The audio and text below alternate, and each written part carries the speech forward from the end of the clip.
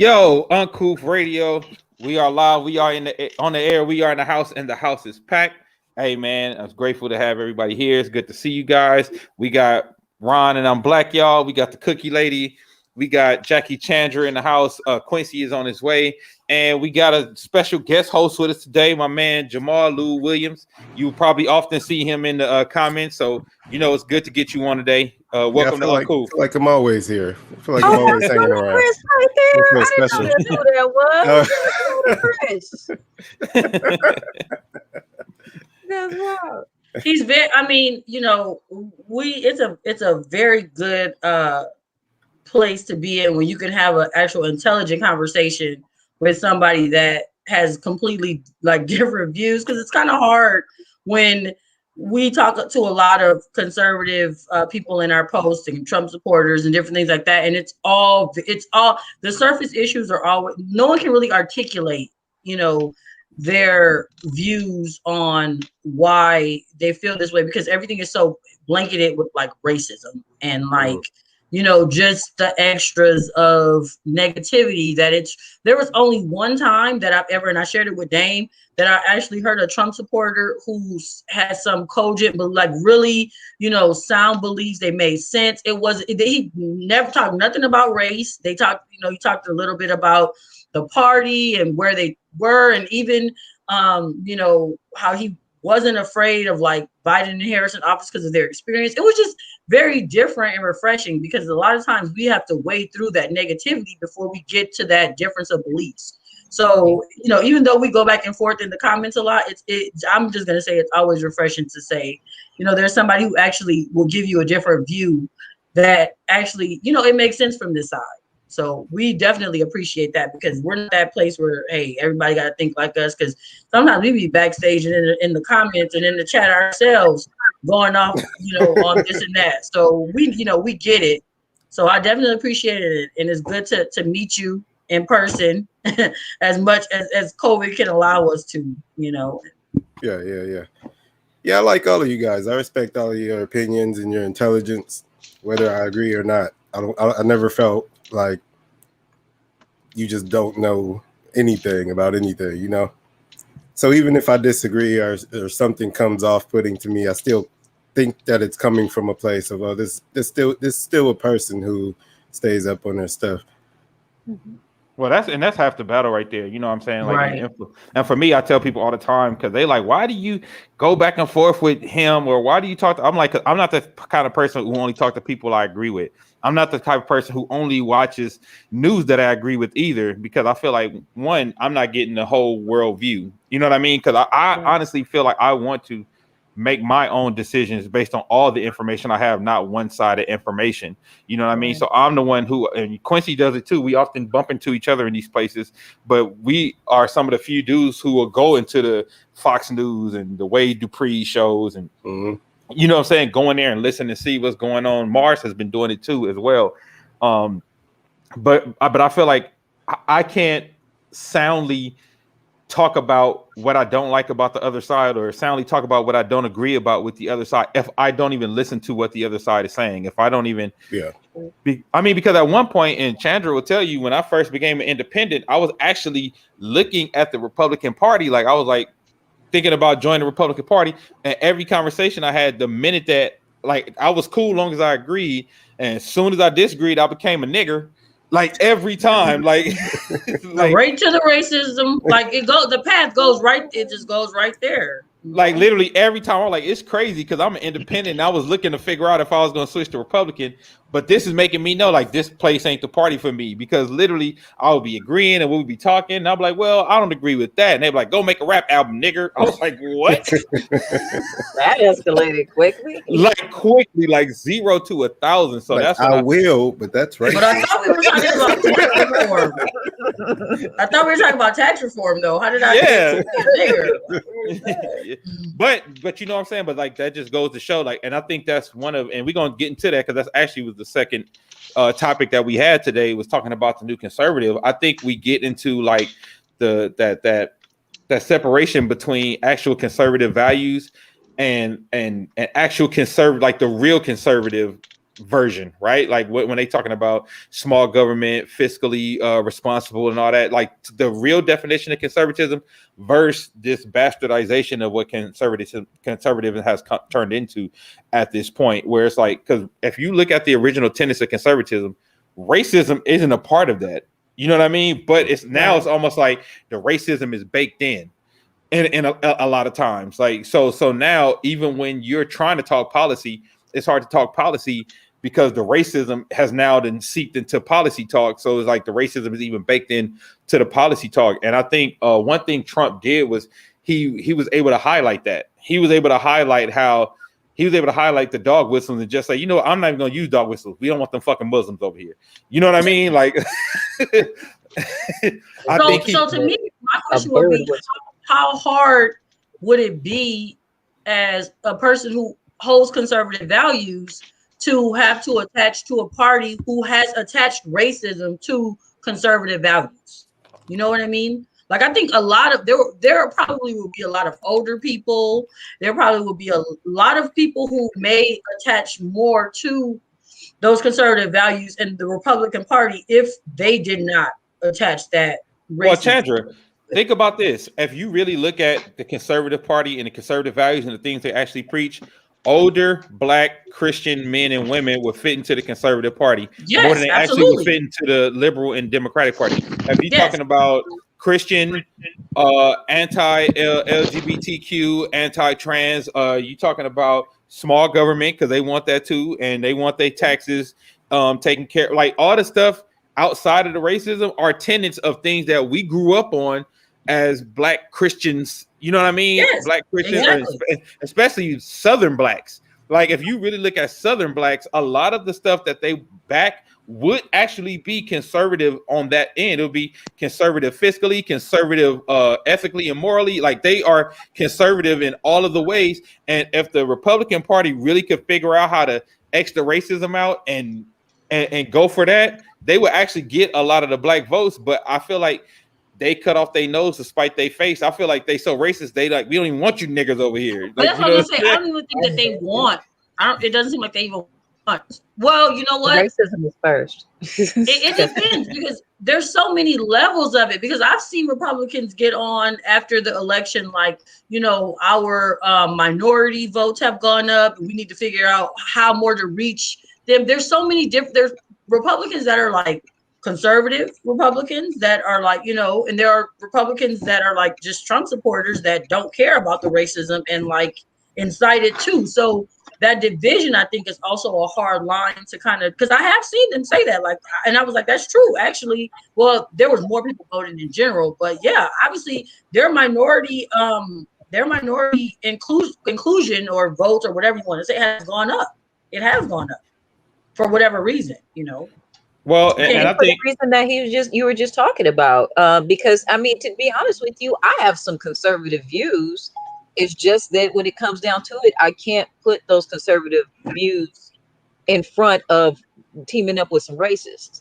Like some people who have clearly shown me that their racism comes first. It's not something that I can really ignore, because at the end of the day, your racism could mean my life.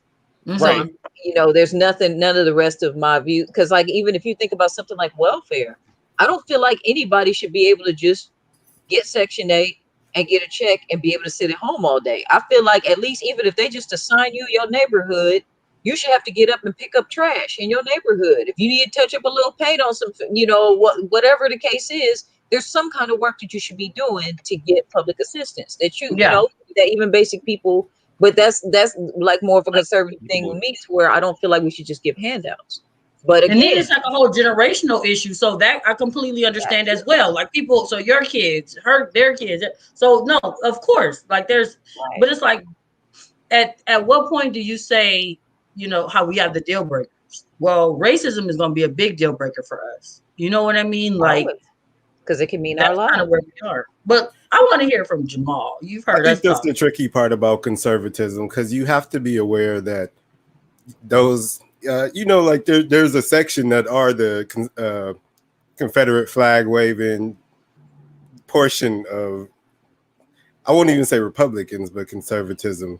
And you can look at them and be like, oh yeah, they're probably they're probably Republican and such. So it is, you do have to be aware if what you're believing in fits too much of that, and if it kind of harms your position in that way.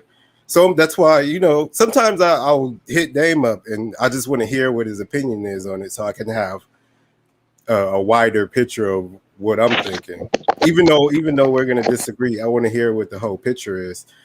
Sure. So I understand what you guys are talking about, because I've been there when I look at things with a broader brush, and now I kind of like try to find blind things. And the things that you're talking about, they are part. It's a tricky thing to maneuver sometimes, and you have to be aware that you need to maneuver them. Sure. But the thing that doesn't bother me, I'm not bothered that if I believe something and then I run into Billy Bob Confederate, who also believes those things, it's not automatically I'm like, oh, that's bad, just because we both think these two things. I think the context of why we think them is what's going to get me, That was what I was going to say. So you're able to compartmentalize, like, hey, I have these beliefs because this is why I believe them. And he has the same beliefs, but they're rooted in whatever. That doesn't change the fact that this is what I believe in. That's okay. Right. Because I know Quincy at some point it all doesn't really matter what he believes if the root of his belief is racism.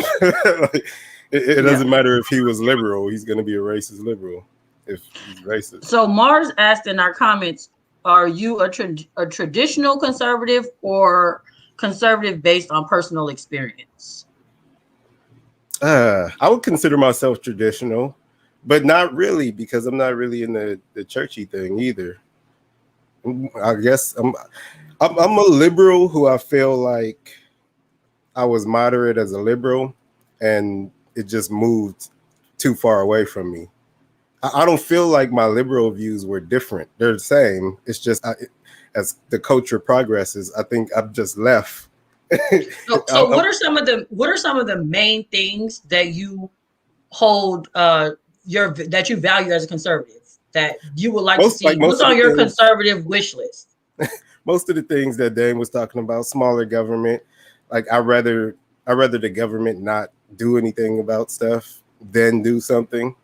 Like things have to, the point where I say, oh, the federal government needs to step in, I think is further, Then they traditionally do. Yeah, then when they want to do it, spending money, easy ones, just like that. Things like that are probably more of the foundation of my beliefs. Okay. Oh, that's pretty basic. Yeah. So from what? So actually, this is. But deeper into it, then if we get into it, then I don't agree with like most of the modern liberal ideas, like identity politics. No, but what you said the more socialist movements of things. Yeah. So is there anything you see or have heard that the new administration is planning on doing that you actually agree with, that you're like, okay, this might be okay? Or are you just like F them all? No, I'm not like F them all. I mean, they're the new administration, so I want them to be successful.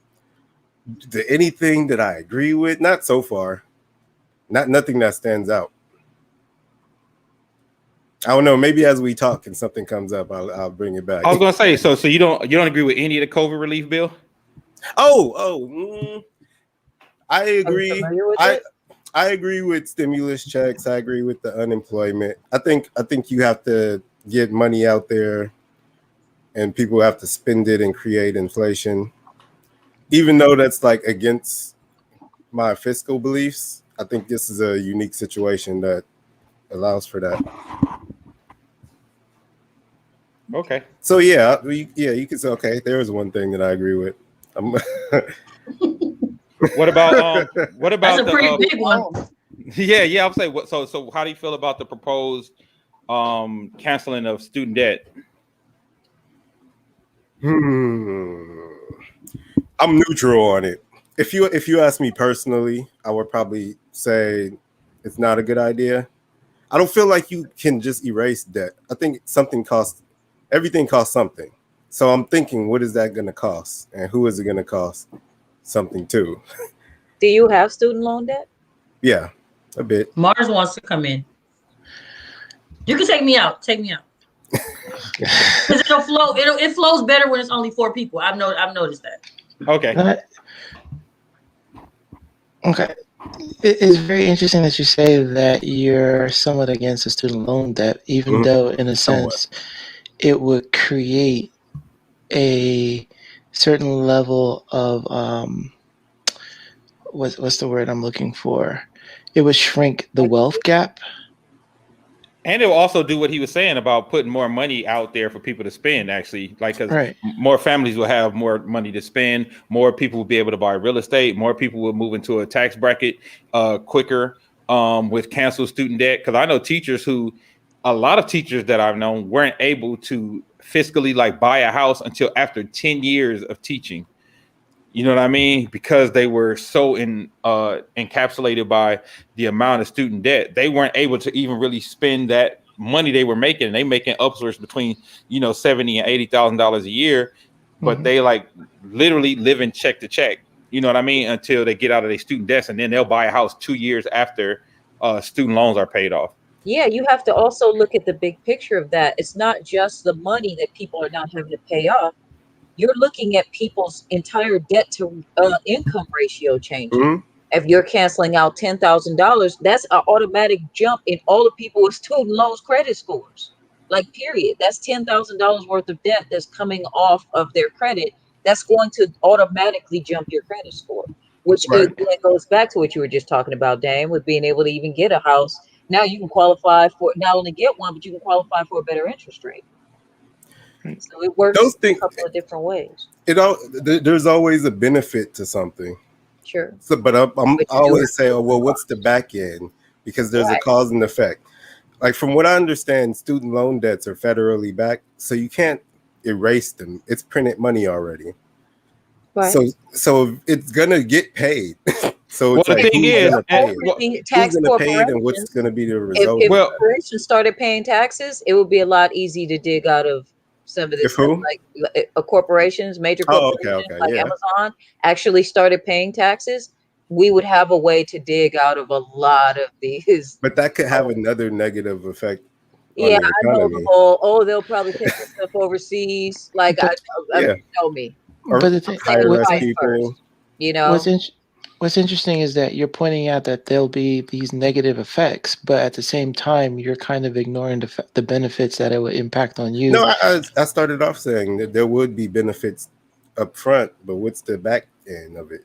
Well, I think when you said, just to go back to what you said about, this money is already printed and it's federally backed, I think we have to understand that all these federal loans are also insured. They getting their bread regardless, because they're gonna get their bread regardless of defaults and all that shit. The government is gonna get their bread. It's federally, like you said, it's federally backed. So it's basically like the niggas who print money is taking money from people. Yeah.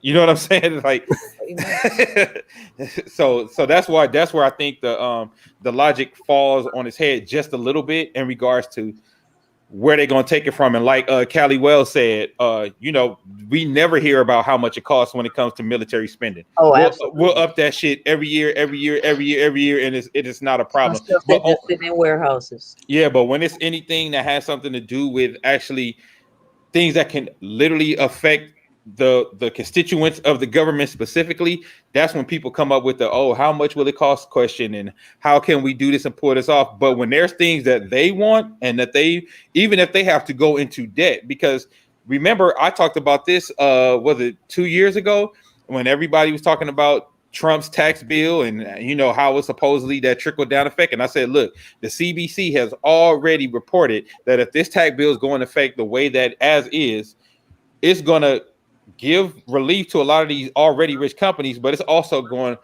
inflate the deficit. And that's exactly what happened. Mm-hmm. But nobody cared then about how much it's going to cost or what was going to be in the back end when it came to making the rich richer. But we always like penny pinching and punching down when it comes to giving us more bread. When it comes to raising the minimum wage, oh, how is that going to work? When it comes to, you know what I'm saying, canceling student debt, oh, how is that going to work? And this is the thing I have a problem with conservatives, because like it's only the how is that going to work when it benefits the lower half, but when it benefits the top half, even if it got to put us in debt, they don't give a shit. Right. Yeah. No, it depends which one of those things we're talking about. As far as minimum wage, I think that's just raising the price of production. Like it can be good if it causes inflation, but otherwise it affects everybody negatively except for the people. Well, no, Wait, how does no. Raising the minimum wage doesn't affect everyone negatively. If anything, it raises income in a positive perspective. Well, I feel like raising the price of production on things increases the price of the product. So that means everybody's paying more for the product. If people who make hamburgers make $8 an hour and the hamburgers are $3, and then you have to pay them $15, now the hamburgers are $6. But wait, let's go back, because let's go back on that logic. All right, because you talk about that, the price of the cost of living has raised 200% since the last time the minimum wage has raised. Yeah. So that you can't even you got to use all of the math. You know what I'm saying? Yeah, like I know. you gotta apply all of the math. So you can't say, well, if burgers cost it, no, because it's more goes into it, because that would be the case if the minimum wage only raised when production costs, but that's not how it works. Like minimum wage has been here since, let's say around 2000 was the last federally around 2000 minimum wage has been here. Now let's go back and look at the price of everything from gas to food from 2000 to 2020, and minimum wage is the same, but all those prices has risen exponentially. So I don't know what the national minimum wage is off the top of my head, but I'm sure it's not as low as what the federal minimum wage is. It's like $8.50. And just to add to your thing, $8.50 nationally. Yeah, and just $7.25. Sandra said. I feel like $7.25 is federal. Like what?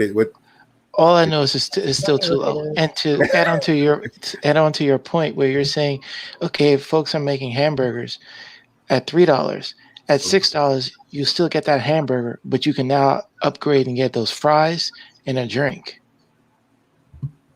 No, I mean the hamburger would cost $6. Just the like if you pay people to make the same thing, then you have to raise the price to add on to that hamburger. Well, but also it depends, because you still have to buy hamburgers, right? Even though you're the person. What he's saying. Yeah. It just needs to be it not only inflation. There needs to come some sort of restriction, which is another reason they want government smaller in terms of what the corporations can do. Because corporations, and I think that's the next step where the government says $10 million with this hamburger being $3 an hour. I mean being $3 per burger, right? Like if this their cost or whatever, and they might be making $10 million. If they raise everybody's minimum wage, it's still not going to dent them that much. But let's say that they're making $5 million instead. They're saying, no, we're not going to make this $5 million. We'll keep our $10 million, and we're going to start charging you double what we were charging you for that burger before. That's what he means, like the inflation is going across the board. I'm saying the government needs to put stipulations in place to where if you still make it $5 million, you are not hurting. That we need to allow for the inflation, but not allow them to just go up price gouging on products just because of the inflation, because that defeats the point of it. If everything else gets more expensive in relation to the inflation, when you are still making millions of dollars. It's not always about corporations, though. Like our community, if we want to open a restaurant, we have to pay those people too. Like if we have a burger joint. Wait, just real quick, the national minimum wage is $7.25. The national average. That's terrible. But anyway, that's the federal minimum wage, right, Danny? Yeah, the federal minimum wage. That's the federal minimum wage. Yeah, states gonna have different wage. And I'm sure California increases. I'm sure California. Yeah, that's what I'm saying. I'm saying like that's the national. That's the national. Yeah. That's you can't pay anybody in this country less than less than $7.25. Yeah, right. So unless they're illegal. So sorry, I mean, what's the national average? Based on what states say with their minimum wages. Like ours is what $12 right now, and it's going to be $15. So I'm sure that offsets the national average, and 1180 is the national average. Okay, yeah, that sounds more about, which is still terrible, but it's low, but it's still, right. Yeah. So go ahead. I'm sorry, I didn't mean to interrupt, but I wanted to give you that. Oh yeah, that okay. number. But as far as like, say it's not about corporations. Like, say in our community, let's say we all get together. We're gonna open a burger joint. So we're gonna hire, some teenagers because that's who usually works at burger joints. Us paying them $15 increases the price of our product automatically, right? Like we all know that. So not only are we able to hire less people, but the price of the product that we sell has to be higher to cover the price of the cost to produce the things that we're selling. It's not like, it's just not big corporations. We're going to feel it too. Like say Dame has this brand going. So, say one day, UncouthRadio pops off. He wants to hire everybody at such and such cost. He needs an assistant. You got to pay her $15. So I just have a question here. So, and before they cut me off, the feds be on me. I'm trying to do the math here. So you're saying inflation will be caused because they give out more cash, which they're trying to do to stimulate the economy in order to get people back working and in a position to make more cash flow, because currently the cash flow has been stopped. And the reason it's been stopped is because of COVID. So I'm just curious. I want you to explain this giving more cash causes inflation sort of thing that you had mentioned earlier. It does. Giving more cash, they're stimulating the economy. So inflation is caused based on products and not being able to produce products fast enough to supply them.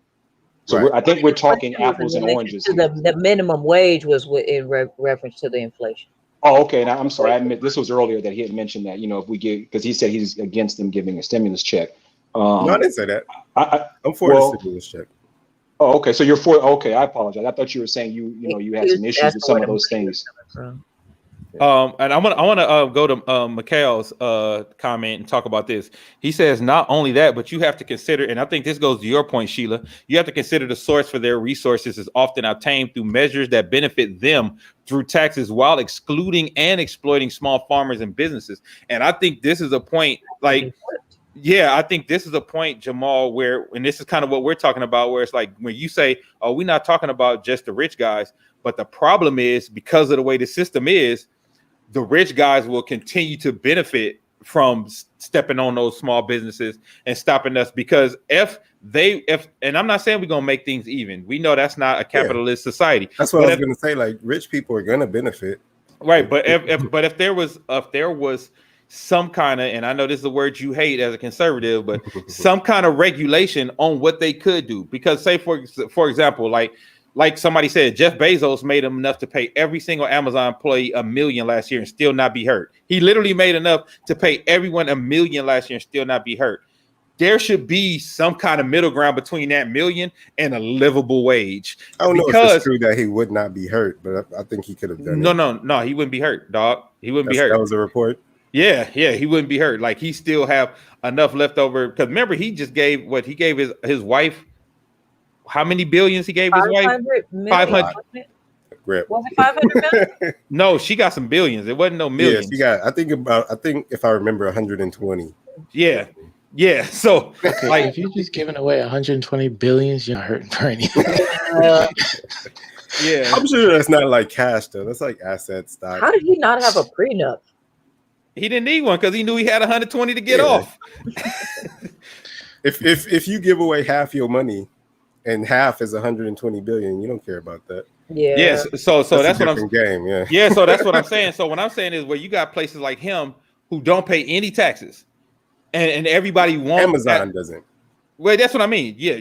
But you got a place like him who doesn't pay any taxes, and people are afraid to ask them to pay taxes because they may run and take their jobs away. Because I think that's the fear that everybody continues to live with, and let them not be able to. You know what I'm saying? Not let people regulate some kind of change and some kind of, because we do so much. And this is the one issue I have with conservatives when we talking about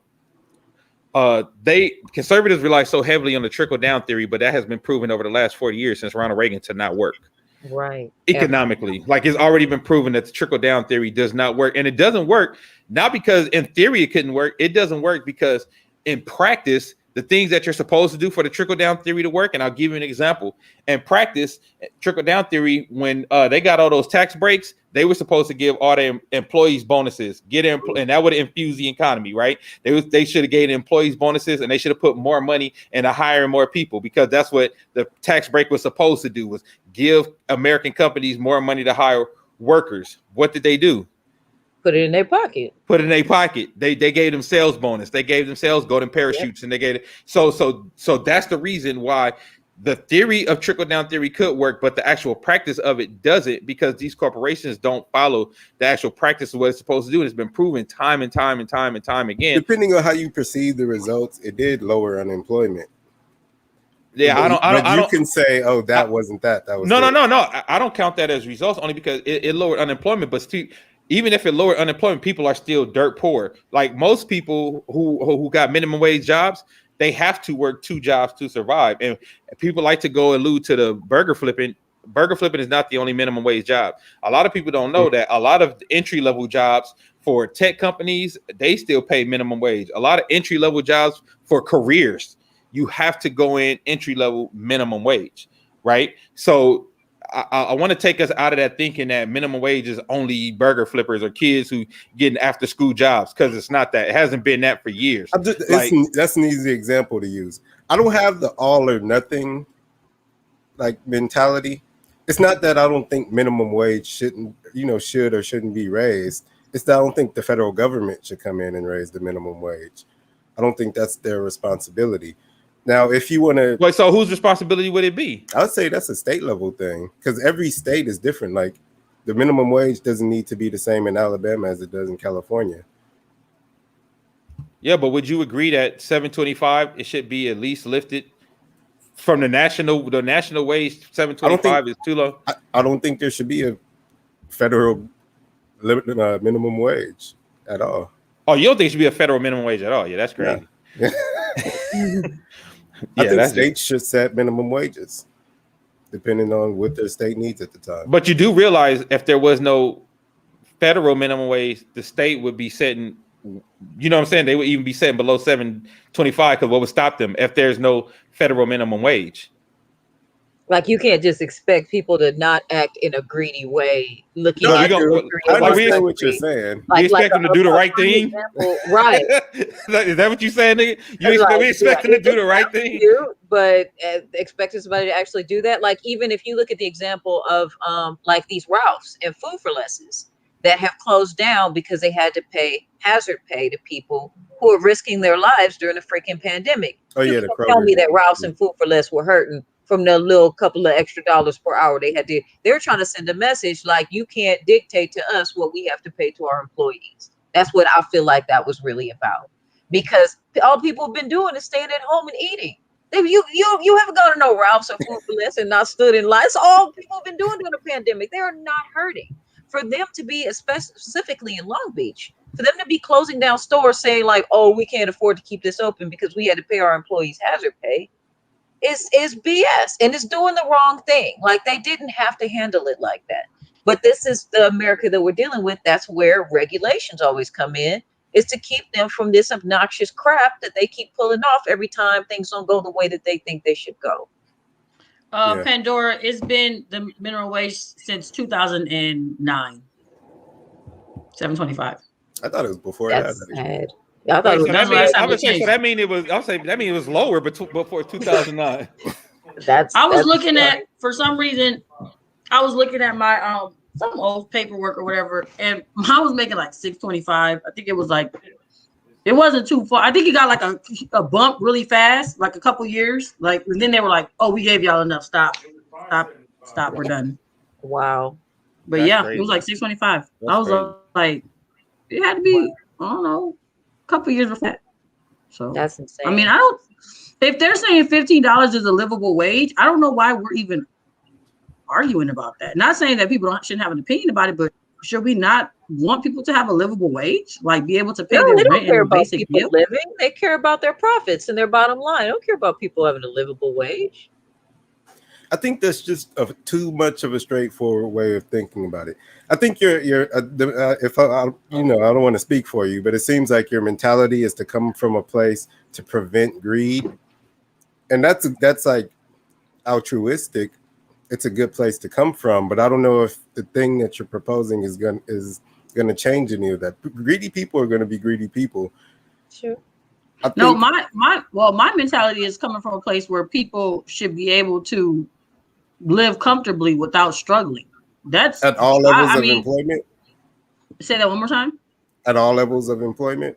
Of course, what's the point of working if you can't make enough money to support yourself? I think when you first start working, you work for experience to learn how to work. I don't think you work. Okay, but now we're talking. Okay, then now we're talking about people who are maybe just coming out of college or or high school. teenagers like or whatever. But at the mall. Okay, that's fine. But then there's also people who, if we're gonna use the example of entry level positions, whether it be office workers or whoever who are making minimum wage that are not, that they have circumstances that maybe they not teenagers, but they happen to have an entry level position. Who knows? Maybe they were in prison and they're trying to start their life over. Maybe they had some type of addiction and maybe they whatever. Maybe they were sick and in a coma and they need to start their life over. So they don't deserve to have a livable wage. I want to address. Mikhail, wait a minute. No minimum wage, but get tax breaks and favorable legislation. That's for you. No, I didn't say no minimum wage at all. I said no federal minimum wage. Yeah. Well, that's not. The state should have a minimum wage. That's not going to work. But if the state is allowed to set it, they could literally just set it at $3.50. Well, can you guys hear me? Yeah, we hear you. Well, the reason why that's not going to work, because I'll give you a prime example. The two most expensive places to stay are in California, Los Angeles and San Francisco. And they said for somebody to really live comfortably here in California, they should be making $30 an hour. Right. There's no way states, New York and California specifically, are going to ever raise minimum wage to $30 an hour. So I don't agree with that. But for people to live, because most people, like Dame said, most people that's making $725 are working more than one job. So you talking about letting states set it? Well, California and San Francisco being two of the most expensive states. I mean, two of the most expensive cities to live in, and for a long time they was paying people $6.25 minimum wage. Right. And before that, it was $5.75. Picking apart California is hard. California is the litmus test. Well, California is the size of some countries. Right. 35 million is the size of Canada. And California also has the biggest gap between rich and poor. So I hear what you're saying, but California probably also has one of the highest minimum wages in the country. So, like, how do you say those two things go together? We're already on the path to a $20 minimum wage in Cali. I doubt it. It's going to be a long time. It's $12. No, but we're already on the path to increase it every year until they get to 20. Yeah, but by the time they reach 20, we will be past it to where it really needed to be 30. It won't catch up. It won't ever catch up. If that's they're why saying I'm that so hard on staying on it's about fairness. That's why you see this huge migration. $5,000, and I gotta pay 30% of this. Why are these corporations not paying 30%? If they were actually paying the same amount in taxes that I'm paying, we wouldn't have any of this. We would be able to fill in a whole bunch of gaps and dig out of the deficits we're dealing with. But we're not. And that's a very put together don't amount to one of those corporations and what they should be contributing and what they have the money to contribute. That's a very simple point. If they're paying what we're paying, that's it. What's wrong with that? Everybody pay the same thing. Y'all making millions and billions more, but just pay how much y'all tax us, tax them. Or that might be a solution too. I'm saying flip it. Just like you talked about how it would really do us in if we decided to get together and have a burger joint If you know that we're a smaller business, we are the ones who should have to pay less taxes because we're the ones who are trying to expand the business. If we can grow it to the point to where we have passed, we're making $5 million, $10 million, $30 million a year, then okay, you can increase our taxes because we can still have a good living and still pay our fair share. But I get what you're saying. I know this is an overly utopian idea in this capitalist society and the way that this is structured, but this is just common sense. That sounds scary to me. Like when you get to the point where the government is saying how much you can pay people and saying how much you can sell stuff for and saying how much you have to pay in tax once you sell stuff and make money. They already are. That's a lot of control. I mean, the federal government regulates what they the government regulates what they want to regulate. They regulate what they want to regulate. They have some regulations that allow them to regulate. They regulate what's going to make them money. Yeah, I was going to say because the way because if and again, this is what I mean by conservatives pick and choose when they talk about what they want regulated. But if we don't care about them regulating the big businesses for them to make money, then why do we care about them regulating the small guy and what they do and what they got to pay? And then also, you say the government don't regulate. Look at how the government was regulating the farmers and how the black farmers were hurt the worst under the Trump administration with those regulations they put on them. Because a lot of people don't know that trade war with China fucked up a lot of farmers because that was a lot of export for American farmers, specifically American black farmers. And when they did those regulations for that, nobody had a problem with it. Like, so that's what I mean. That's probably something we'd agree on is government regulations on farming. I think those should be looser too. But I mean, that might be a conservative point. Like, why is farming being regulated as much? Well, and that's my point. My point is because I think conservatives only want to regulate and make shit conservative when it actually benefits them, right? Because if you're talking about, if you're talking about across the right. But that's why I don't understand it because I'd rather it could benefit you and me. It shouldn't have to just benefit you. It shouldn't have to be things done that only benefit the people in the 1% and above. It should be able to benefit you and I. And you can even benefit the both of us and it still be a capitalistic society. One does not negate the other. You know what I'm saying? Like, and again, because conservatives often talk about capitalism and free trade and free capital until they don't want to do free trade and they don't want free capital until they want to put caps on shit. Then it's okay for the government to give certain regulations to put caps on shit. Like you think about how the oil companies wanted the government to regulate green. They wanted to regulate solar energy. They wanted to regulate that. Not an issue there. Yeah. It sounds like you're trying to create like a perfect balance. And it all No. Hold on. Let's be clear because I'm not talking about a perfect balance. Mm-hmm. I'm talking about something a little more equitable. There's a difference. There's a difference in saying we all should be even Steven and saying there is a way to make this thing a little more equitable where even the poor people can make enough to live and the rich people can still be shit, stupid rich. There's a middle ground. So no, I'm not saying it should be equitable. I'm saying the rich people should still be able to give $120 billion to their wives and not be hurt, but also pay their workers a livable wage. I don't think that's like a crazy ass, it's a crazy ask. I think there's a better way to do it for sure. I don't know if the things that the federal government come up with are the way to do it. I don't think a federal minimum wage is the thing that's going to solve this issue that we're talking about. There's something else. Like it's easy to pinpoint problems and it's easy to say, the solution to the problem is raise minimum wage. That'll fix everything. Well, okay, I don't think, but I don't think we said it was just raise minimum wage because I know that's what I'm saying. It's part of a bigger conversation. Yeah, it's limits on cost. No, it's raise minimum wage. Cancel a lot of student loan debt. Like there's a bunch of things that you can do. I'm just going through that path of the path of raising minimum wage creates raise minimum wage. Limit the cost of sales. It just creates a ladder. How does that create limiting the cost of sales though? Because you'll say, well, the hamburger can't go up twice as much, even though it costs you more to produce. No, I'm not saying that because there's people who charge $50. Someone said that. I forget. Yeah, but I'm saying like so again, let's not conflate things, right? Mm-hmm. Raising the minimum wage may raise some production costs in some places. We can agree on that. It may raise production costs in some places.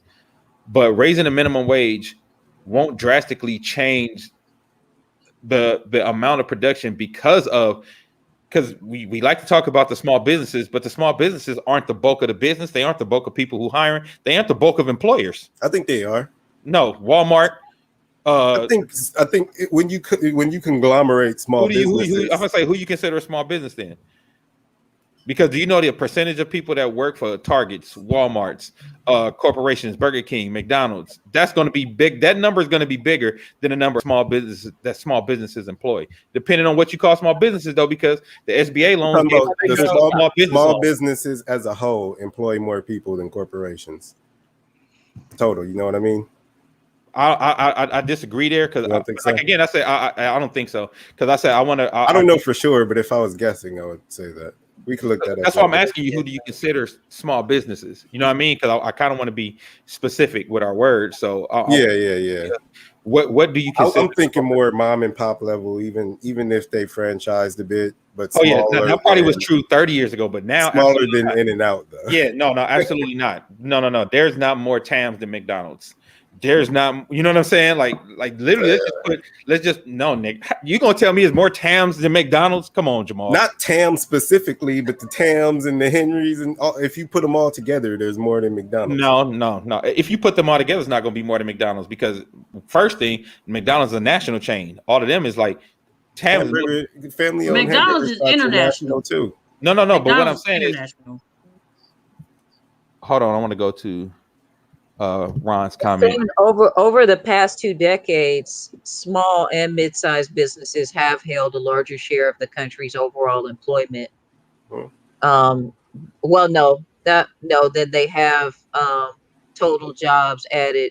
So that's just saying that they have total jobs added, but they still only equate to 29%. So the major corporations are employing more people than those smaller businesses.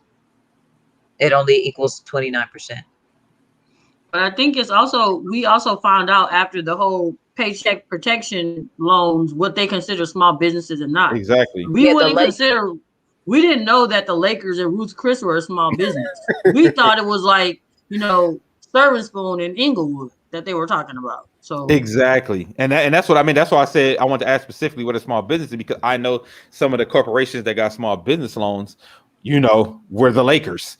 Yeah, I'll tell you about that. Yeah, you know what I mean. But again, so that's what I'm talking about, Jamal, in regards to like the way things are regulated and the way things are distributed. Because if I'm thinking small business, I want TAMS to get that loan instead of the Lakers.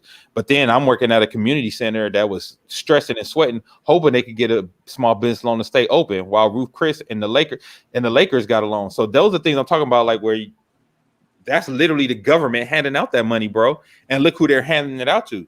And that's not about being even Steven. That's just about being a little more equitable, especially if you but you're saying it like I'm gonna agree with the Lakers getting a PPP. But well, you kind of did though when you said small businesses. You know what I'm saying? Like, because when you said, that's why I said we got to be clear what people qualify as small businesses.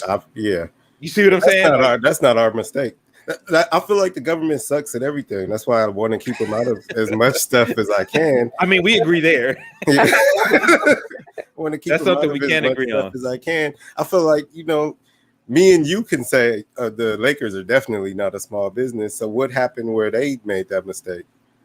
I don't think it was a mistake. That work there too. I just think it's a system mistake. I think it's like the paperwork goes through. No, it was what the criteria was. It was, what the criteria was. Yeah. But again, and therefore they qualify.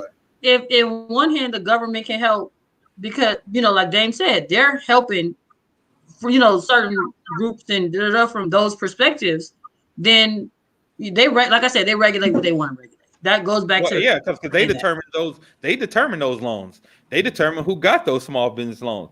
And I know a lot of mom and pop places who had to close because they didn't get those small loans. So those small mom and pops who closed because they didn't get the loans are now upset because they see the Lakers and Ruth Chris get small business loans.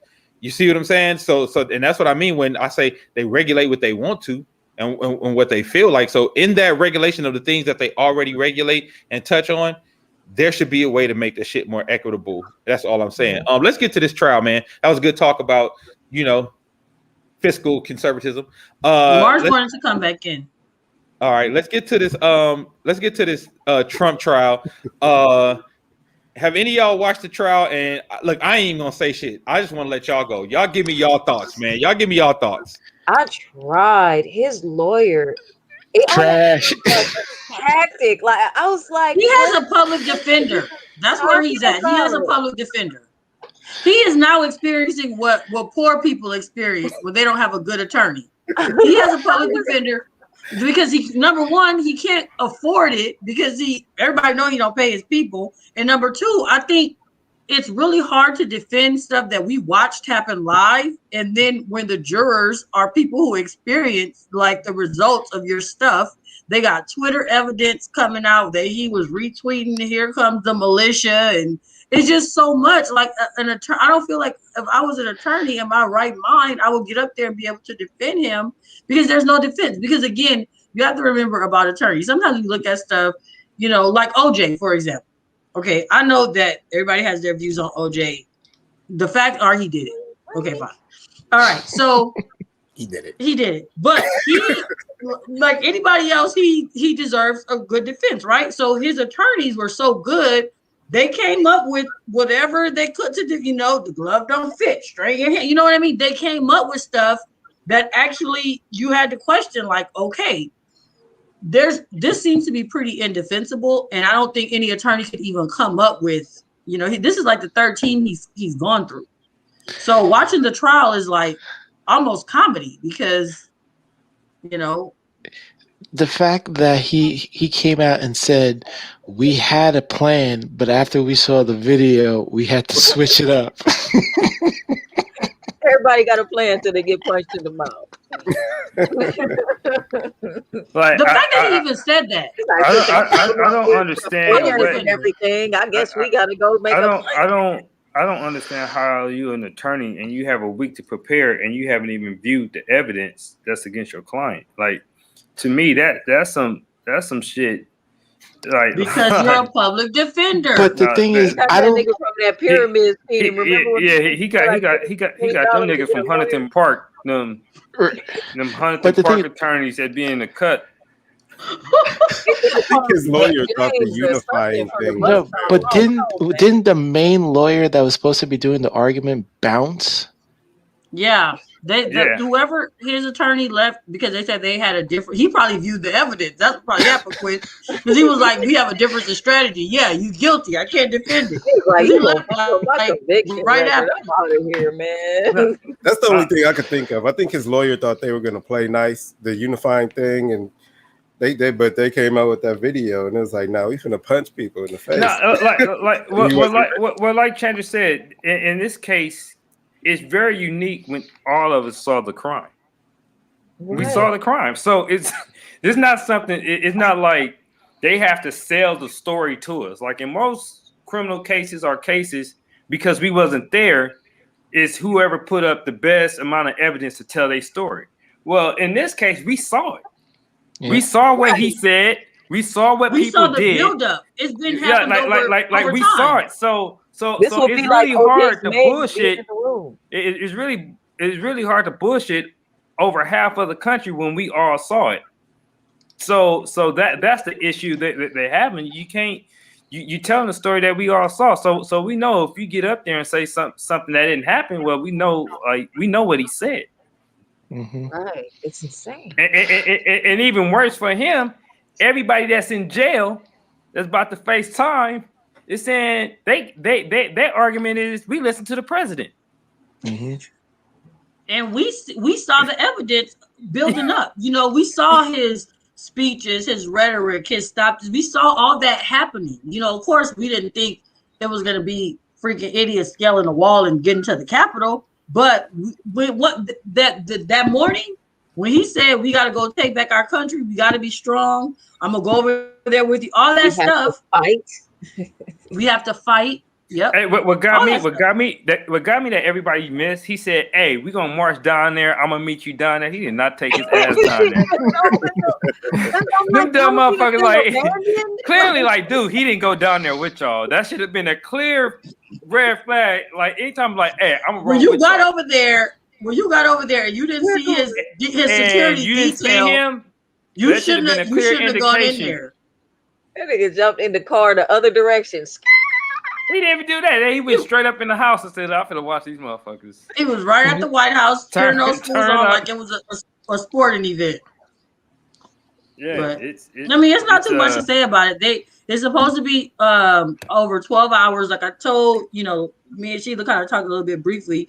They're gonna come up with BS because it's a trial, so they gotta throw out whatever sticks. And we, of course, as usual, are looking at this. Don't make no sense. We saw it. Y'all trying to tell us. They try to tell us time and time again. Don't believe what your eyes saw. So I mean, this is the full. We've been saying it for years that.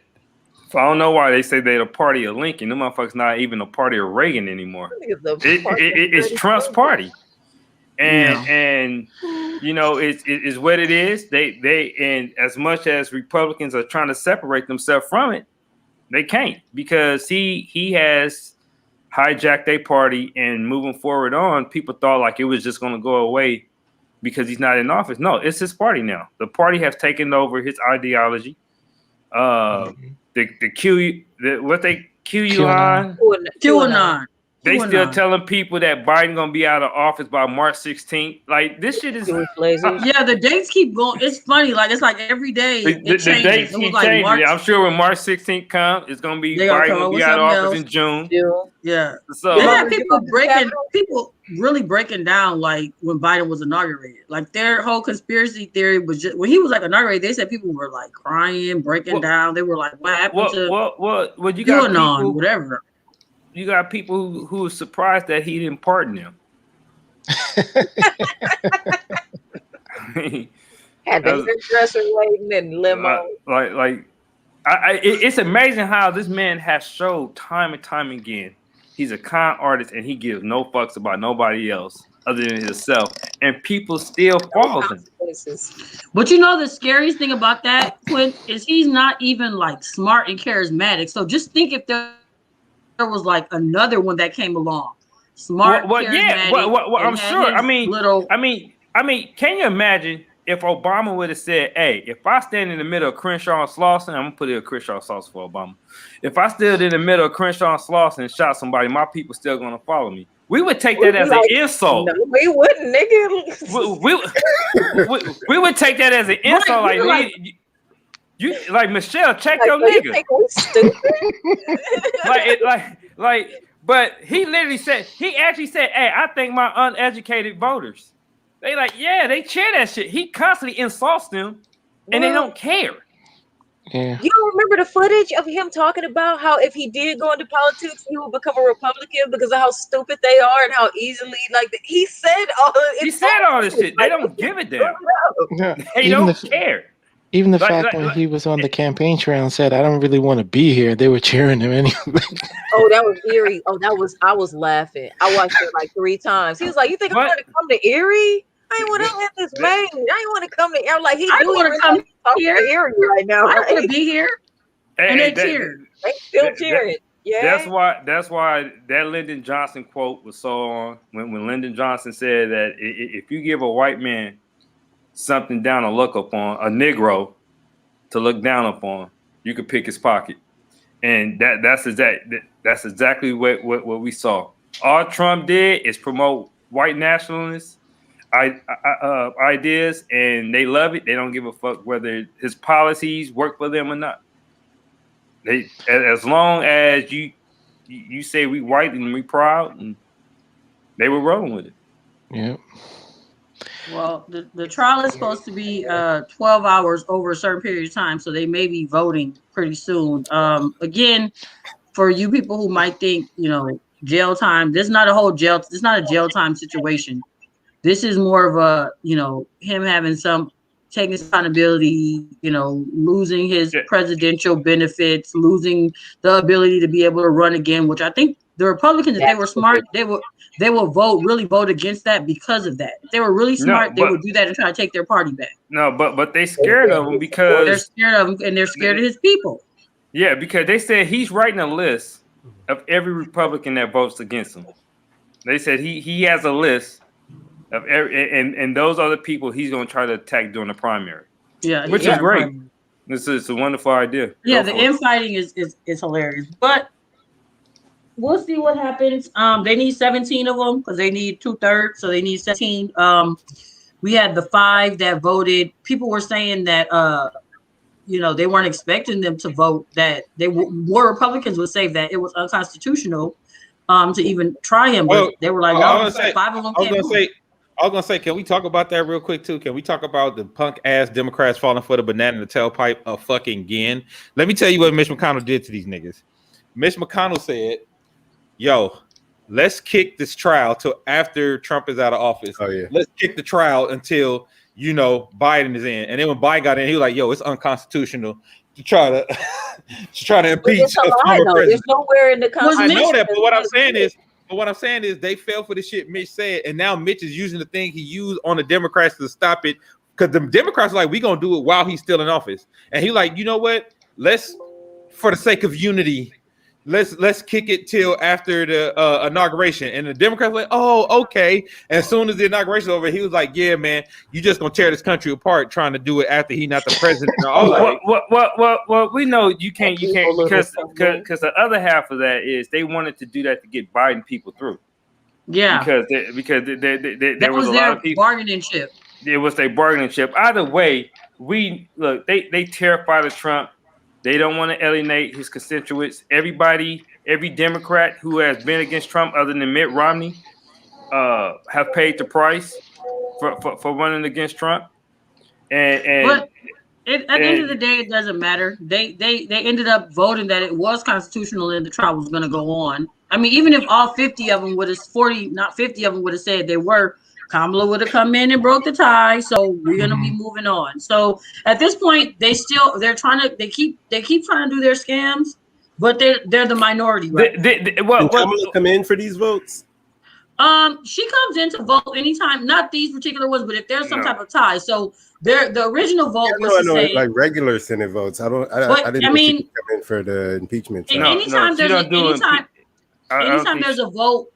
Anytime that there's a vote that the Senate votes and there's a tiebreaker, she has to vote. Yeah, she's a tiebreaker. Anytime there's a Senate vote, because right now it's exactly 50-50. So at any point. So if they would have come in, so the vote was, is it constitutional to charge him because to try him because he's not president anymore or whatever?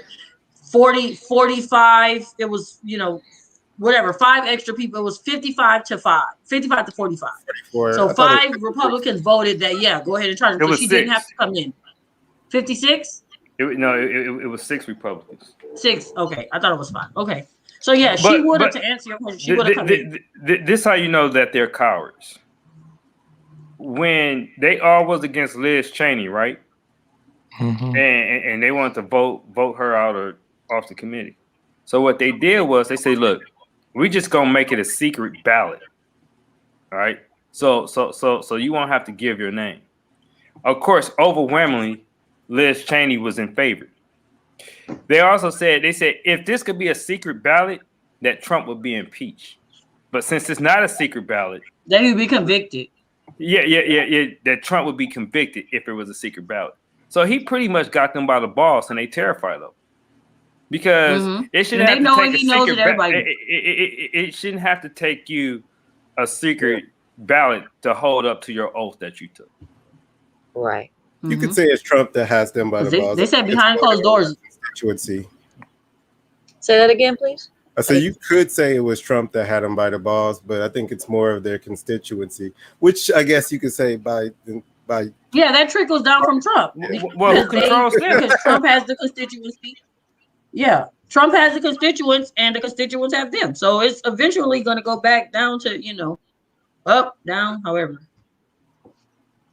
We'll see. Okay, Dave. Next topic. No, I had like a disagreement. So, I agree with you guys as far as what we saw as in the incitement of the riot, and over time, I don't necessarily agree of the punishment for incitement, whether it's criminal or even impeachable. What? I feel like that opens up a lot of trouble for everybody. How so? the punishment that they're going for is to ensure that he's not able to run again, and as well as to take away the perks. I'm aware. So what punishment? So you're saying that is something that is too harsh? Yes, it might be, because like there's other instances of incitement that I can bring up, right? And say like all of those were impeachable incitements. Like So, at so what point does this president presidents continue on to What other impeachable things have caused an insurrection in the Capitol? wait, I'm even curious. besides at the that, Capitol so specifically? No, wait, no. wait. What other presidents have we had in recent history that have caused Not presidents necessarily, just government people. Like- No, we're talking So about wait, so you're talking about a man that has incited a riot in which 5 people died. So you don't feel that that punishment, you felt that punishment is harsh enough, negating Whoop. those 5 lives that were lost? I don't know how much you can punish a person for incitement, and not, like if I say right now, hey everybody, let's go to Ralph's, let's burn that down, and you guys go to Ralph's and burn it down. Like I don't feel We'll like go to jail for that. Yeah, you will go to jail. Well, hold What up. punishment are you looking for? Hold up, Chandra. Wait a minute. Okay. One, Charles Manson got convicted of murder without ever killing anybody. Did you know that? He didn't kill anybody. He just told people to kill people. Yeah. So people go to jail for that. Also, you can't go. There's a reason why you can't go into a theater and you're a fire. That's a crime. So when you and what you leaving out is his position. When you're the president and you telling people that these folks are taking over our country and we can't let them take over our country and we need to stop them. You're definitely playing a dangerous game because you are the president. An example, like say January 18th, AOC says abolish ICE. People were way familiar with her stance on ICE and immigration and whatnot. January 21st, a group of people go and attack an ICE building. Yeah. Abolish ICE. Is that impeachable incitement? Yeah. Abolish ICE means stop ICE. That's different than we need to fight. They're getting ready to take over our country, and we have to do something about it. And then Maxine Waters. And then not only that, it wasn't. Maxine Waters said, wasn't just to fight. We need to rally. If you see these people, she was talking about. Bruh, I think you're really reaching. Like, there's a difference between. No, you really are reaching, because you can tell when someone is telling you to do something versus when they're not telling you to do something. Someone telling you, let's march down to the Capitol, knowing that you have a rowdy crowd, knowing the events that took place the morning up, leading up to that rally, knowing the events the day before where they were threatening police officers. We don't disagree on this part. Right. I definitely think what he was saying was irresponsible and wrong. So okay, so now that you said that it's irresponsible and it's wrong, and people die from it. What do you think his consequences should be? Then what do you think his consequences should be? You think he should have no he should be not held accountable for it at all? Since like maybe a censure. You're talking about for sending the mob and having people killed. That's it. For sending the mob? Yeah. He didn't tell them to go down to the Capitol? Well, yeah, like I just gave you that other example, but you don't think that's related at all. I don't recall AOC saying, hey, we need to go down there and march. I don't think she ever said that.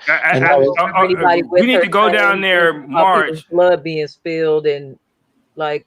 And this not the type of this not even the first time a mob that he's enabled have tried something like this. They was planning to kidnap a governor of Michigan and kill her. They shouldn't get consequences either, though, right? Yeah. No, they're good people on both sides, right? Charlottesville. You're things like I'm saying those people aren't crazy or they shouldn't go to jail. I'm saying everything they did was their choice to do. Those mistakes as grown human beings. Well, there's a reason why. Just like when Maxine Waters says, "Oh, we need to." If you see Trump supporters in public, attack them. If you see the politicians, That's not what she said. That is really not you manipulate. That's not what Yeah, she said. That's not what she said. It's okay. She said, Yeah. if you see anybody from that cabinet in a restaurant, in a department store, at a gasoline station, you get out and create a crowd and you push back on them and you tell them that they're not welcome anymore anywhere. Yeah. That's not an attack. So if somebody did that and Right. one of those politicians was Yeah. killed, Is that march down to the? Is that march Okay. down to the Capitol fight Better to take yet, back our country? better yet, did that even happen? Did anything like that happen? did anything like what happened? What you're describing, did anything like that happen? Yes or no? Anything like what? What Did you any- just described. Have there been mobs at gas stations of people of Trump supporters, according to that, follow somebody Maxine's died. word? Bernie supporter. No. I don't need. No. I don't need to know about. No. It's a President yes. does. It's a yes or no answer. Has that Okay, ask happened? me the question. Ask Like the a real question, Republican. 'cause I'm So not I thought this was like a politician thing. This is like a Republican thing across the board. Like you ask a direct question and they jump to some other stuff and keep. No, I really jumping don't understand. until you just get tired of following the jump. I just said according to what you Anybody said. attack anyone because what Maxine Waters said? Is that what you're asking me? Yes. No, not as far as I know. Okay, so why are we even talking about that as an example then? Because my example is hypothetical. If it had happened, No.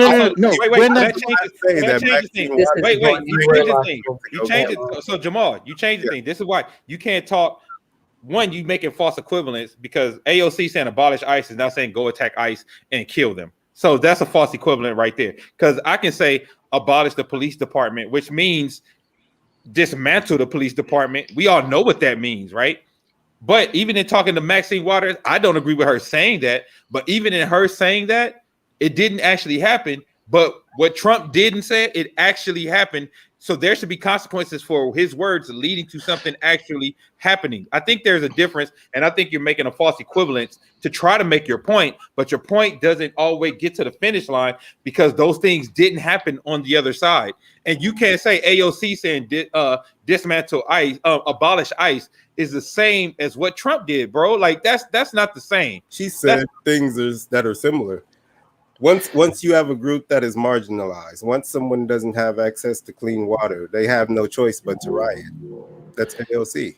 That's not inside. That's not. Hold on. Let's stop. These white people who ran up on the Capitol their backs weren't against the wall. Right, but also but I want to talk about. I'm talking about when that was said too. When you say that, and she's saying that in the middle of a riot, she's not inciting something that's already happening. You can't say she's inciting something that's happening. She's talking riots about were happening in Portland already. That's what I'm saying. She's talking about something that's happening. She's not inciting it. She's giving commentary on something that's happening. That's not the same, dog. No, It's not semantics. That's literally a different thing. For her to say, if people backs are against the wall, they are probably going to riot. While she's talking about a riot that's already happened. You can't incite something that's already happening, dude. So it's not semantics. He incited what happened at Capitol Hill that day, and they show all the evidence leading up to it of how he was working his way up to that. Now, AOC, that's like if McDonald's is on fire, and you ask me if McDonald's is on fire, and I say, yeah, that's crazy. McDonald's is on fire because somebody set it on fire. You gonna tell me that's the same as a nigga setting it on fire? That's not semantics. That's two different fucking things, dog. That's literally two different things. If she was talking before the riot, like, yo, it's time for us to riot, people backs against the wall, you would have a point. She said that while the riots were already happening. So it's not semantics. It's literally apples to bowling balls at this point. It's two different things. I disagree, but go ahead. Yeah. Trump says, if you don't fight like hell, you're not going to have a country anymore. What does that mean to you? Why sending people down there to the Capitol? That's telling them to go down there and do what? It's subjective, but I already said that What did they do? They went in and stormed the Capitol. That's not subjective. I already said that they fought like hell. I already said that we agree that the things he said was irresponsible. That's the part we agree. And then on top of that, while they cheering hang Mike Pence, he called Mike Pence a coward out on Twitter.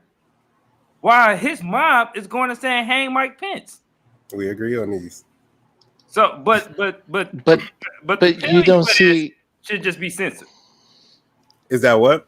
But the penalty to stop him from holding any federal office ever again is too harsh. I think it's hard to convict someone of excitement.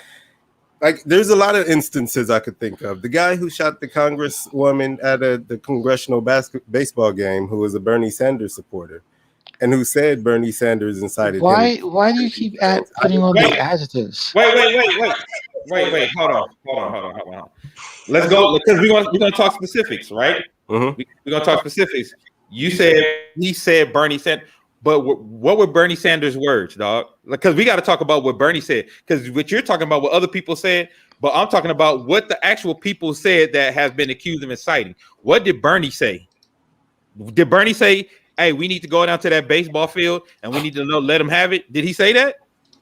And let him have it? Or I would have to go back and see. Read his. He didn't. No, we ain't got to go. He didn't say that. He didn't say go to the baseball field and let him have it. Yeah, I'm clear. He didn't say that. He didn't say that. So let's just specific. Yeah. So I'm saying, so should Hitler not be responsible, although he never actually killed the Hitler thing? Give me another.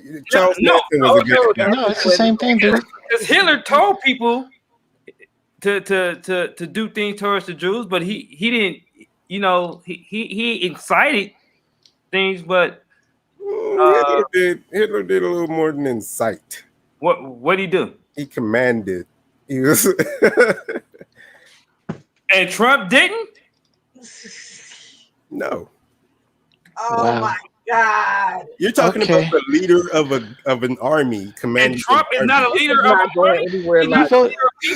You voted for Trump, didn't you? Of course. Hell yeah. I answered that for him. But wait, ain't Trump the commander in chief? That means he's the leader of the army, right? He's not the commander of chief. Earlier, Dave, you said let's be careful about our words and how we're using them. So you're comparing Hitler being the leader of the Nazi regime to. I'm comparing a leader, a president inciting hate towards a group of people to another president that incited hate towards a group of people. That doesn't make sense. Not in that comparison, no. This is not going anywhere logical. Can we please stop this? Because y'all keep trying to drop logic, and it's not. I'm never going to see Hitler and these two instances when you say the Holocaust and shit. Hey, despite I'm glad you. I was more on the page with you when you said Charles Manson. But people with the swastika at Trump rallies, they see a similarity. Oh yeah, they're crazy people. He literally used Hitler's playbook this entire time to motivate his. Can we just go somewhere where logic resides? Where the logic resides. Where the logic resides. What were they cheering in Charlottesville? Jews will not replace us. I think we have. I think we have a disagreement on incitement. That's all. All right. So what is it? Either way, they both led to death. So I'm aware.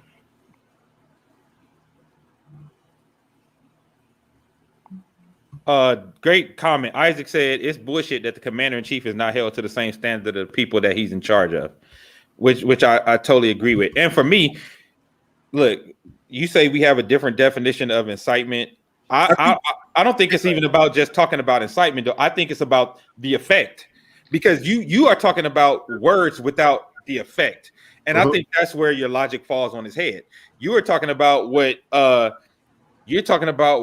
Maxine Waters said, but it didn't have an effect. You're talking about what Bernie Sanders said that didn't have an effect. You even talking about what AOC said that can't even be seen as incitement. And that's not something that's subjective, because incitement actually has a definition. And to say abolish ICE, she's not inciting anything with that sentence, because that sentence isn't telling anyone to go anywhere and do anything. Abolish ICE, that's like, you can say abolish ICE. I can't do anything specific. I can't abolish ICE. Only the government can abolish ICE. So no, even if she says abolish ICE, there's no way anybody else could abolish ICE. But if she said you need to go down there and take ICE down, that's incitement, dog. There's a difference. There's a difference, and I think you need to acknowledge the difference, because you're trying to make your point, but it's not getting all the way there, because you're not like, there's a specific difference in the language used between AOC and Donald Trump that day. And you're trying to compare the two when AOC's "we need to abolish ICE" is not a specific command to do anything. I don't see how you. What I'm saying is, even the things that she said can be construed as inciting. Maybe you don't agree with that. I think that the things that she said can be construed as inciting. No, because the second. No, wait. The second instance. But even though those things happened after she said those things, I don't go say that's AOC's fault. Well, no, those things. Wait. Those things didn't happen after. So again, nobody went and abolished ICE after. Was ICE abolished after? What do you mean was ICE abolished? Was ICE abolished after she said we need to abolish ICE? No, but an ICE facility was attacked. People tried to burn down an ICE facility. Like, see, that's what we're saying. You're saying you can conflate your words into an attack, and when you hear them on the other side, you don't hear it as an attack. Well, why come people attack the building then? Like, is that they just decided to? They just like they wanted to go attack the ICE building? I don't get it. How don't you see those? Let me ask you this question: What punishment do you think that she should have had? Nothing. That's what I'm telling you. In the situation when we're talking about inciting, I don't know how much a person can be responsible for other people doing things. When you're the president, to a point, I think there are levels of incitement, but I didn't see it here. If you're saying everybody get together, get your guns, go to the Capitol, shoot the building up, like that's one thing, right? If we're like, oh, well, let's go fight at this rally peacefully. And the thing is this: Trump knows this crowd. It's not like Trump doesn't know his constituents. He knows this crowd. Yeah, but you can do a lot of assuming now. That's why the statements leading up to that, he was throwing those subliminal threats. He knew exactly what he was doing because he knows his crowd. But it's crazy how you could find similarities. You know what the most I can say is maybe you're and right. Not Hitler and Trump. Like the most I can say is maybe you're right, but that's not you can't charge somebody for maybe you're right. For when you're the president, clear, because you should be held at a higher standard as president. That's why I don't understand. You can see you can see similarities between AOC and Trump, but not Trump and Hitler. I said you feel comfortable making the comparison with AOC and Trump, but not Trump and Hitler. I think that's an easier comparison. I think it's crazy that you don't think that's an easy comparison. No, because I look at two world leaders who both incited hate towards a group of people, and those people did it. So you feel like the incitement on the Capitol is in the realm of the Holocaust? Yes, because you know what? Well, that's why we disagree. I think Hitler incited hatred towards a group of people. Trump incited hate towards a group of people. Who are the group? I mean, hell, we could from Mexicans to Chinese. Well, I mean, in this on down.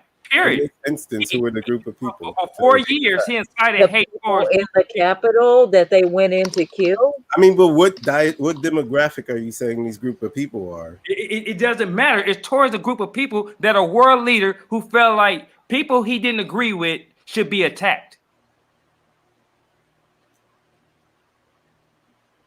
Y'all trying to argue a point like there's anything that you're going to say that's going to change this cat's mind.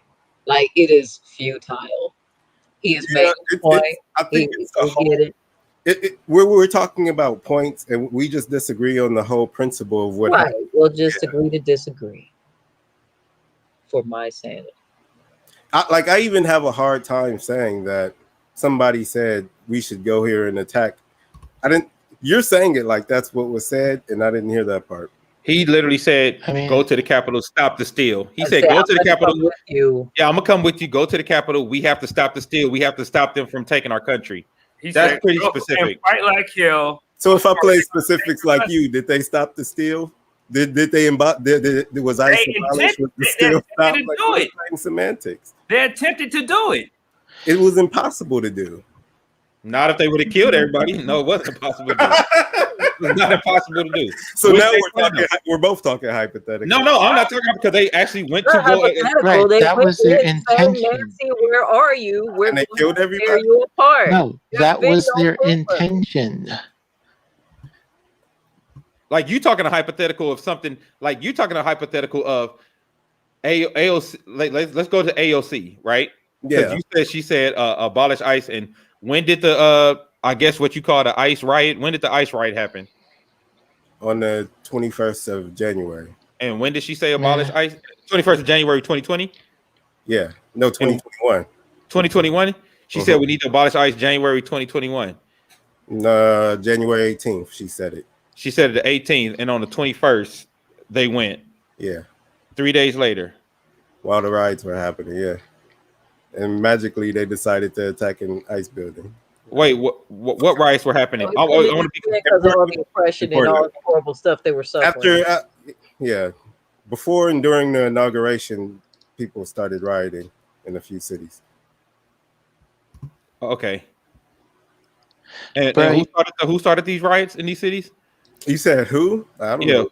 Who was rioting? Because I need to know who was rioting. Like, because if Antifa. So Antifa was rioting? Because I didn't hear about this riot. Yeah. And Antifa was rioting because Biden won? Mm-hmm. Yeah, that don't make no damn sense. So look it up. Hold on.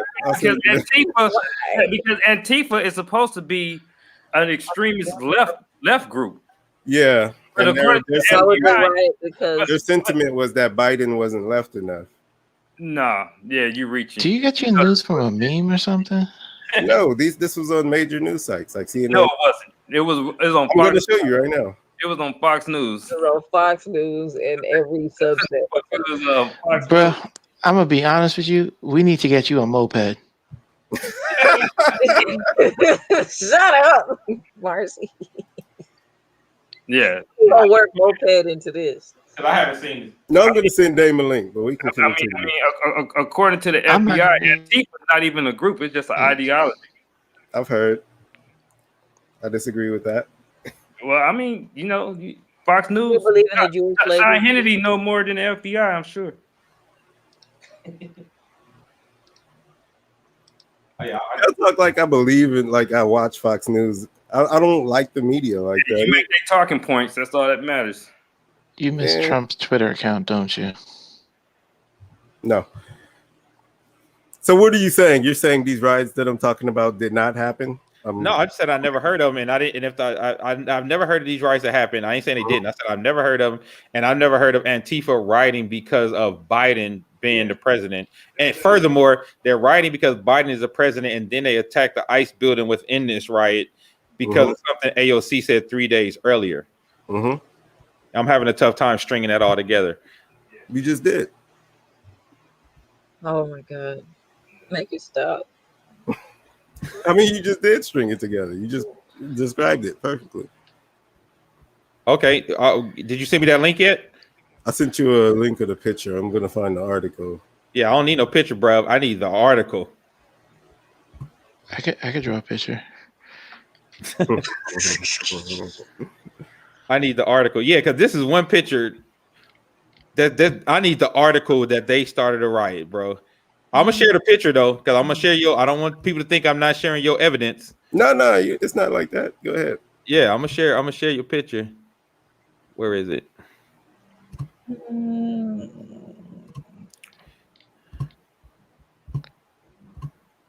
This is the picture.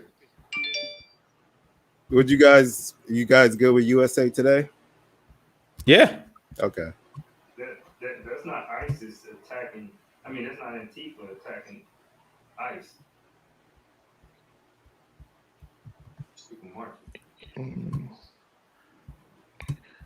So holding up a banner is a form of attack now? No, listen. Hold on. I'm gonna get the article. So if that's attack, then what do we call the insurrection?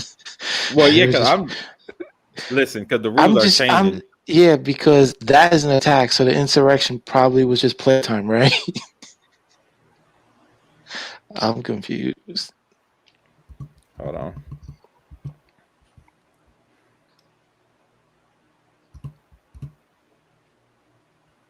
All right. It's gonna be clips from the beginning of Scarface.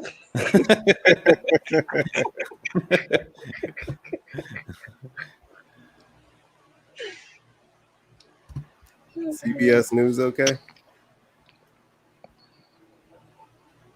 I'm trying to pick, the partisan news sites on your. Yeah. No. I'm about to pull up this the USA Today. I'm trying to get it. Please believe I'm not. If I post like New York Post or Fox News, it's gonna be like, oh no. So yeah, I sent 2 lefty sites.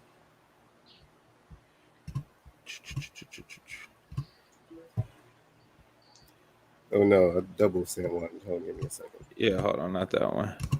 Hold on. Sorry to the audience watching. I just want to, I want us to be clear about what we doing and what we talking about. Yeah, that's what I said. Keep talking while I'm finding the Okay, thing. so here we go.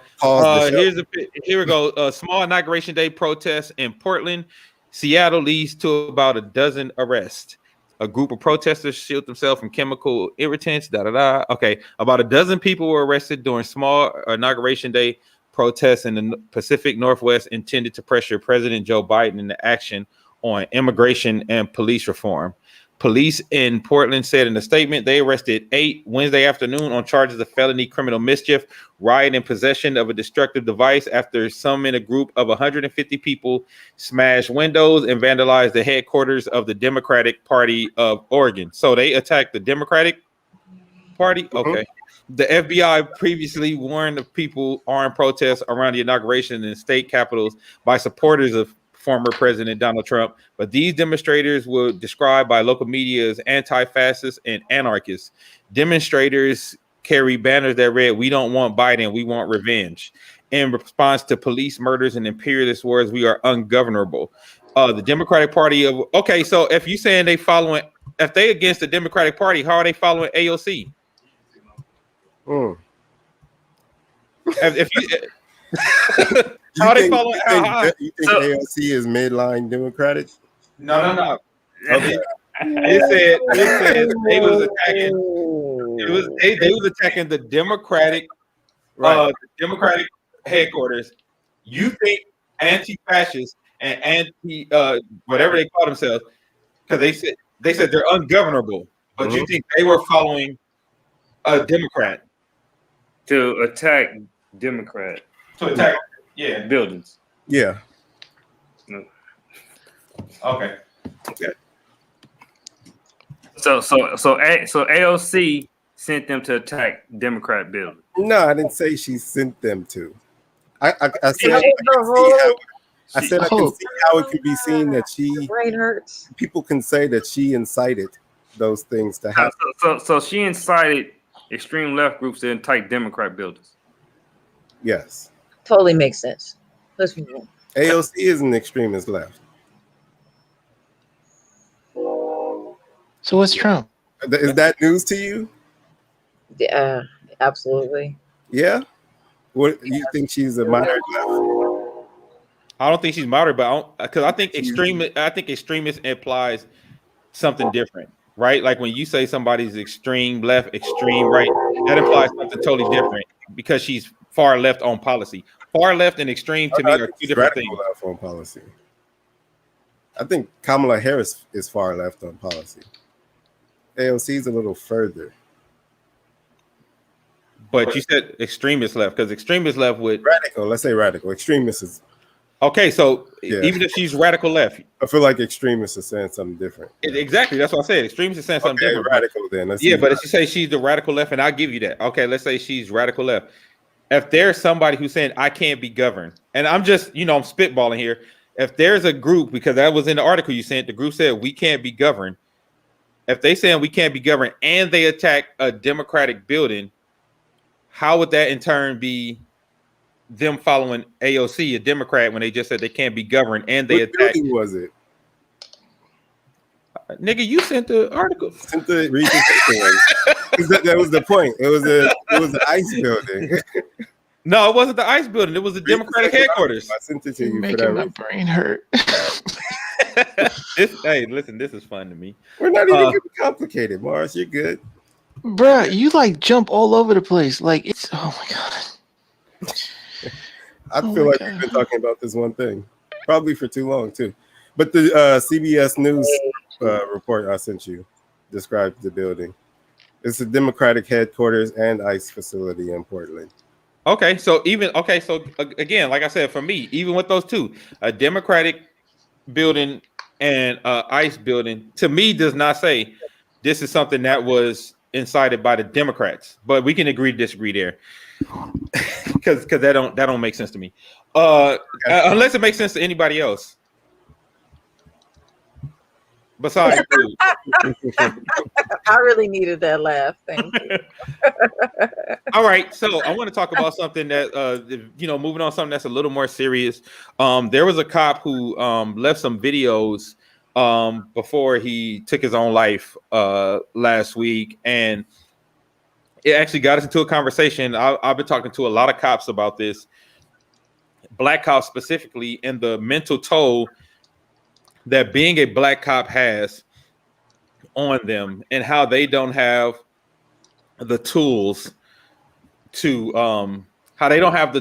cope with trying to be a black cop, trying to be a black man, and still figure out how to navigate through systemic racism on the inside and the outside of police departments. So I kind of want to just take the time to really talk about that. And I want to get y'all insight on that. And Quincy, I'll let you start because you're the one who brought it to my attention. But can you talk to me about it and talk to me about that, that seesaw of dealing and sitting in racism and so forth and trying to do your job? Because a lot of people say, well, if it's racist, just quit. But I know a lot of the cops that I talk to are saying we don't want to quit because we're trying to affect change on the inside. So I just want you to talk about like how hard that is. And then, as the panel go around and y'all can kind of talk about, because I know mental health is real huge to you, Cookie Lady, as well. And they were saying like we get one evaluation and we don't really get anybody who checks in with us throughout this process, throughout anything. So Quincy, take it away. Yeah, shout out to my man Clyde Kerr III. He was the sheriff deputy in Lafayette, Louisiana.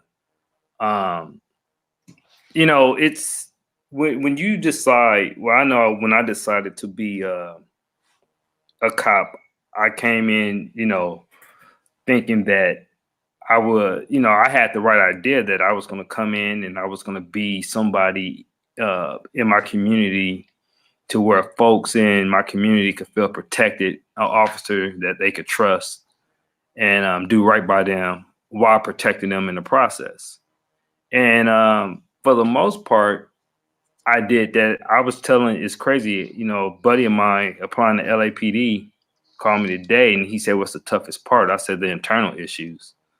It's like the last thing that was on my mind, be honest with you, was the stuff that goes along with the job. It was the internal, issues that was more stressful on me. Because like you were saying, Dame, it's, when you in that uniform, you represent a uniform that is hated. And people really don't care what you are, black, white, Asian, it don't matter. And then once we get to talking and they find out who I am, then the relationship will build and we would go from there. But when you having that battle on a daily basis, and then you have not only you worrying about the bad guys killing you, you also worrying about these people ruining your life and your career because they coming after you too.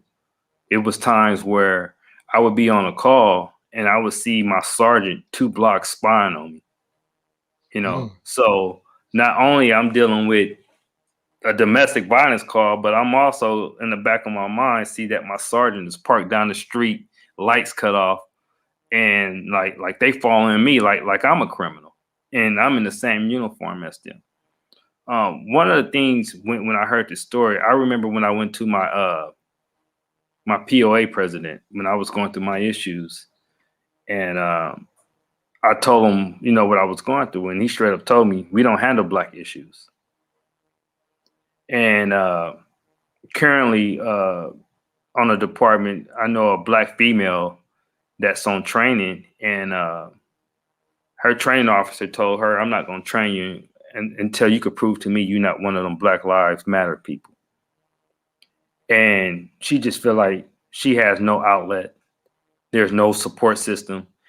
And the cold part about the department is like you can't really trust the black people in the department because you have some of them that will sell you out and put you out there to prove themselves to the masses and the higher up on the department. And so I've had a friend, Eugene Cummings, rest in peace, who killed himself after speaking to his mama when she was at a Laker game. And, you know, good guy, good officer. And, you know, they really tried. It's like they treat you like a criminal. I'll be straight up. I felt no different than a criminal when I was out there. There were times where I would go to calls and people didn't want to back me up. So one of my buddies would have to come 12 miles away and back me up. And I'm surrounded. And what saved me in this particular situation is that the security, the gang members, I had built a relationship to the point where they had my back. So until backup came, you know, I had my brothers who I had built a relationship with over time that had my back. And those are the type of things that's different as a black officer you have to think about. And it's crazy because me and Damon Chan are in this group called PAR, Police Officers Against Racism. And you hear that these black officers tell their stories, and we all have the same story. I bullshit you not. Everybody's story sounds just about the same.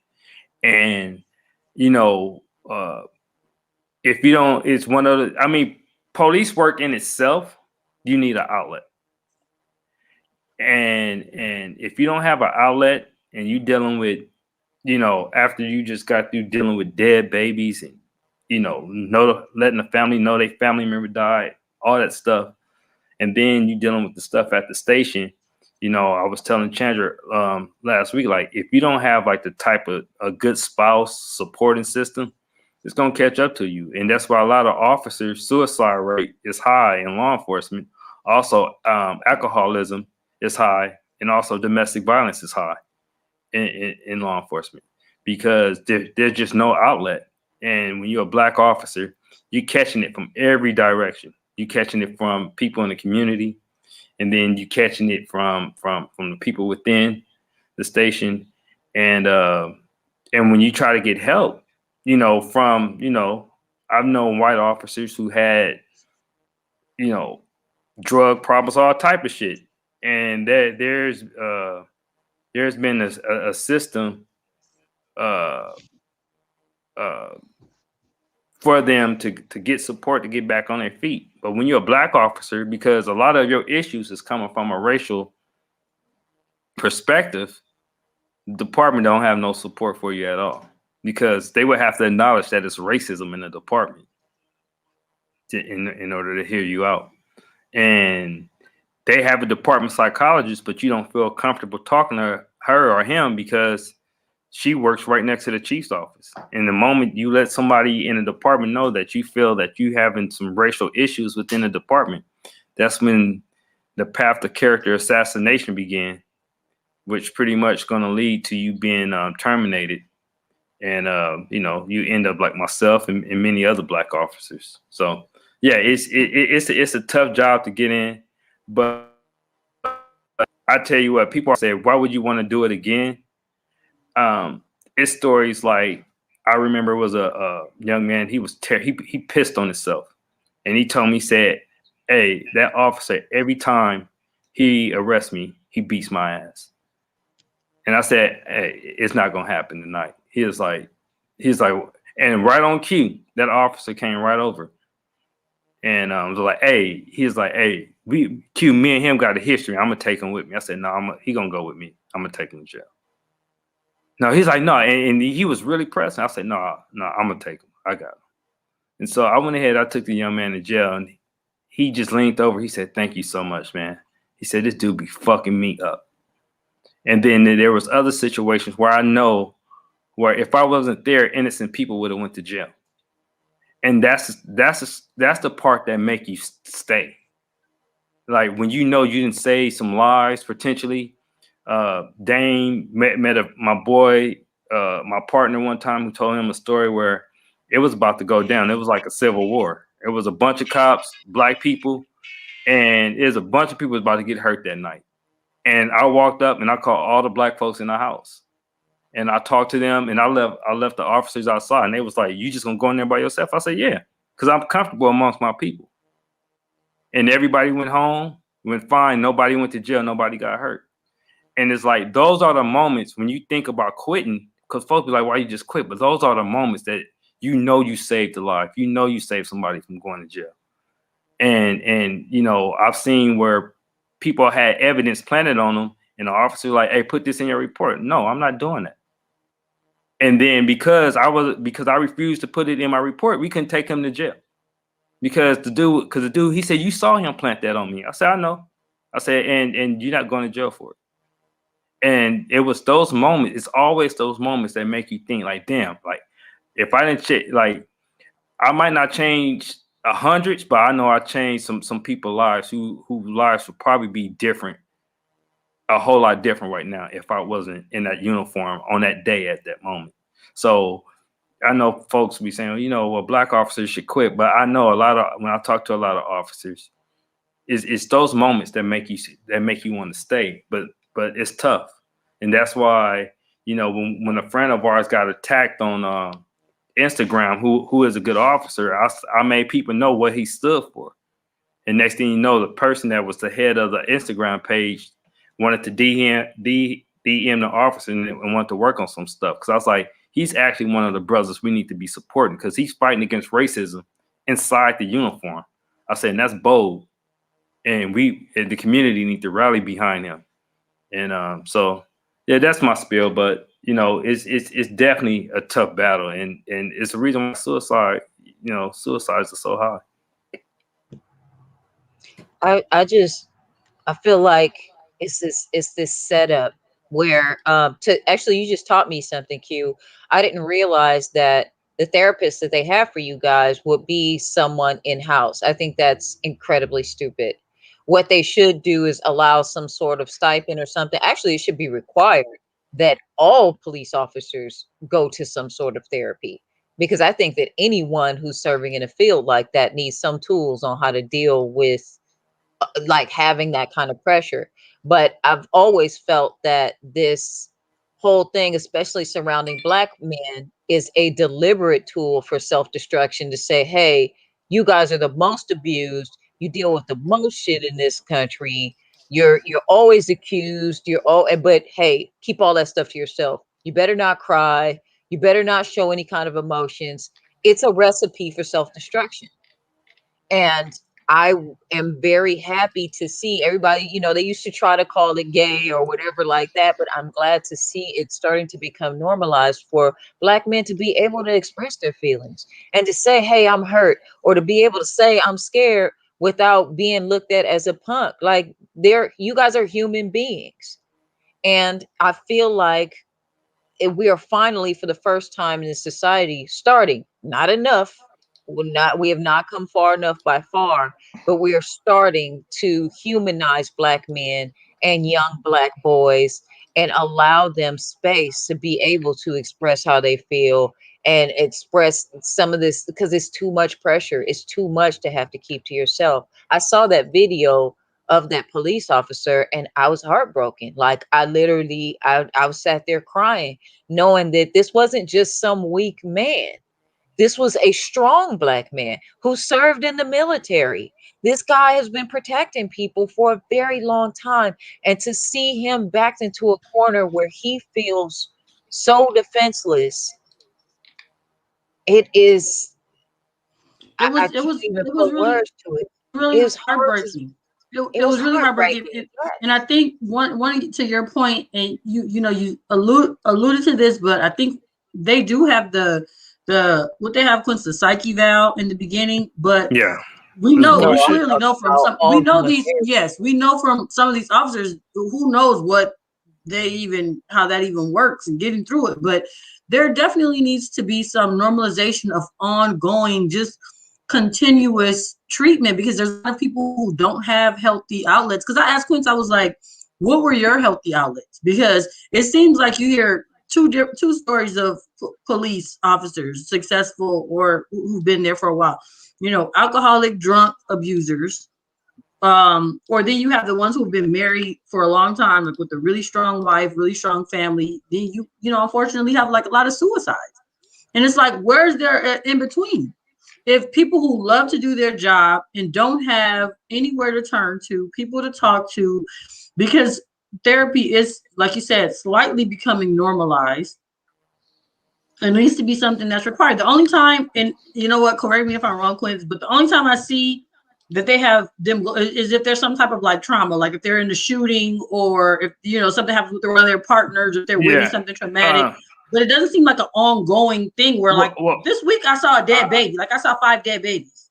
It need to be directly specifically for a black officer, because because what you don't see, and Chandra know this, a black officer wife looked me up and she hit me up, and basically my former department is doing the same exact thing to him that they were doing to me.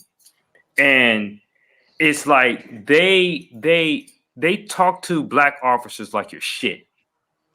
And that was one of the issues this officer had. And he took it for a long time, and then he filed the complaint. Now, y'all kind of know my personality, so you already know where that roadblock came when somebody was talking to me crazy.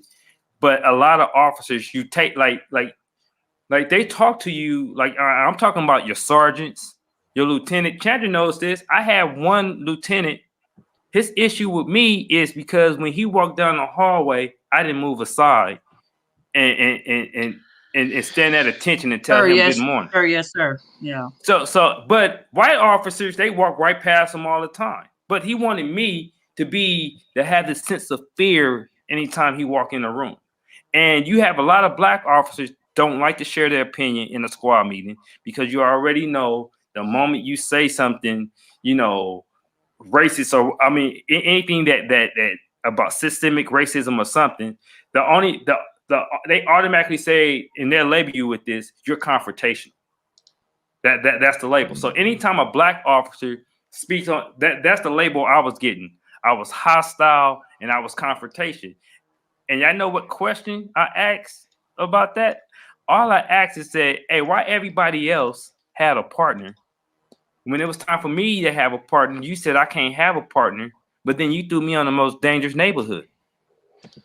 I don't understand the fair treatment, the unfair treatment. Because I'm like, everybody else have a partner, and not only you tell me I can't have a partner, but you throw me in the most dangerous neighborhood. So I don't understand why I'm being treated differently. That's exactly what I said. From that point on, it was Quincy is hostile. He's confrontational. You had a black commander brought up. He said, hey, we need to talk about the lack of black numbers, the lack of black recruits that we get on the department. By the time it got to the chief, it was told he was confrontational. So even when we speak on our issues, because they don't want to acknowledge that it's racism within the departments, we automatically deem as confrontational, hostile, because they don't want to address it. So it goes to that point where Sheila said, not only you need a psychologist, but you need somebody who are willing to talk about the issues that a black officer goes through. Because trust me, the other officers, they could say what they want to say. They do it all the time. But anytime a black officer talk about their issues, because as a black officer, you got to walk in there. They would have Obama face on a target. I'm supposed to act like that shit doesn't bother me. But if I say something about it, I'm hostile. But they're not hostile for shooting at the president. Yeah, like, no. Obama got a whole target on his face. Yeah. And that was actually part of my lawsuit. Another one had Obama on the trash. My lieutenant had Obama on the trash can. Won't put something in the trash. They said, "Oh no, that was political. That had nothing to do with race." But then when my attorney said, "Hey, did you put Bill Clinton on the trash can?" Nope. Have you put any other Democrats on the trash can? No comment. Nope. But I have to disagree with you. I think the white officers need therapy too, because I bet you could get through a bunch of this racism and their insecurity and where it started. It would have to come up in therapy. Well, I'm not saying that they don't need therapy. it's just there need to be a specific therapy for African American officers because the departments they do not want to discuss racism. Right. And that's a lot of Black officers' issues within the department. Sure. It is racism. And then but I say, and Chandra know how I feel about racist officers, and I've debated with other officers. I don't think you could train racism out of an officer. I think if they're racist, they should be fired.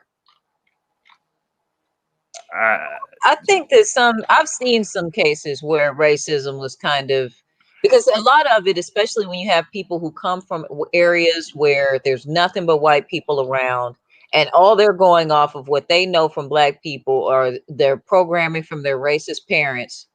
Sometimes I have seen those situations where they're able to be around Black people and be like, okay, well, wait a minute, this isn't true. Like, but that's more of a prejudice. Racist is like, I'm going to treat you like this because I'm better than you. And I believe that's what I'm saying. I think that, but I think that what you're talking about, I think what you're talking about is more of a prejudice. Like, I've never been around Black people, so I don't know. Oh, this is okay, so I shouldn't be acting like this, right? Yeah, but, yeah. I'm talking about racism. Racist. Like, you have deep-rooted beliefs that I'm better than all people that are not white. So you don't think that would get attacked in therapy? Like, complex? That's all racism no, is. because a lot of them, I really don't even believe that they believe that they're better than us. I think that they understand that they're not, and it's jealousy.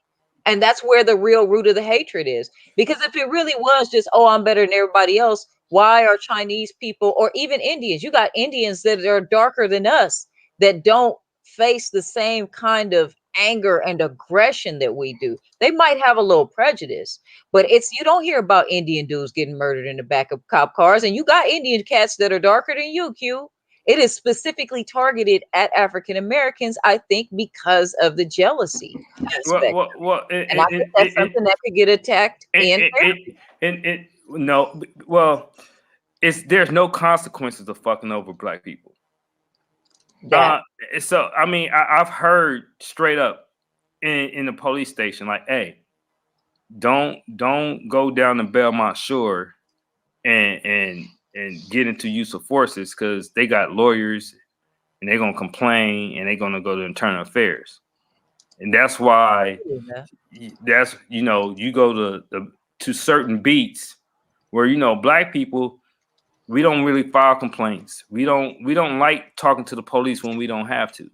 So a lot of shit just goes on like that, like that kid I was talking about. He said that officer whooped his ass multiple times. Never filed a complaint. But he felt, since I was a Black officer, he actually felt safe in telling me that. And this was going, this multiple encounters. Technically, that's the use of force, unreported use of forces that was going on. Yeah. And so, but he knew that kid is not going to say anything because we're not told to walk into police stations and file a complaint. We told, look, stay your ass out of court buildings and police stations as much as possible. So it's that sense of fear, and that they know that nothing is going to happen to them. Yeah, I mean, it's the same thing with me. They got away with a lot. They fucked me over. And then every officer, and Chandra saw my case, she'll tell you, every officer that filed the racial discrimination case after me was fired. No consequences. Look at our president. Yeah, no consequences. There's no consequences for being racist as an officer. That's why they do that. But they know if they go take their ass down there in Belmont Shore and you drag that white dude out the car like that, he gonna file an internal affairs complaint. He gonna get an attorney. Unless our shit caught on camera, ain't nobody gonna believe. Even when it's caught on camera, they get to go home. So it's within the culture that they know, because I tell y'all straight up, some people come in not even racist, but they feel they have to do what they have to do to keep their job and their career, and they're not even racist. That's where the But black cops come in and go all extra, even harder, because they trying to prove like I belong here, and they go in harder than some of the white cops sometimes. So look, just to wrap up the end of the conversation, the question is: are there any other avenues outside of the department where black officers can get help? As far as we know, as a whole, there's not. Maybe on some type of local level, there is an organization called Noble. It's National Organization for Black Law Enforcement Officers or something like that. That they have, but we're a part of with PAR is trying to be that bridge between the department and where law enforcement officers, black law enforcement officers, can get help. Your question about the lieutenants and the sergeants, again, like Quincy always talks about, it's pretty much depending on where they are in the department. You got some that will stick to them.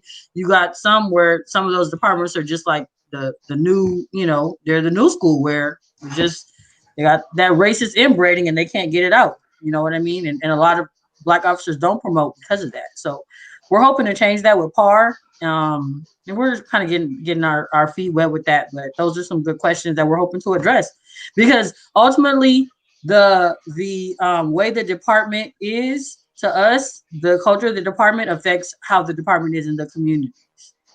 And if we can change that, the culture of the departments, then we can change the interaction with the departments in the communities. That's our ultimate goal. So, Ron, are you there? Can we at least hear you?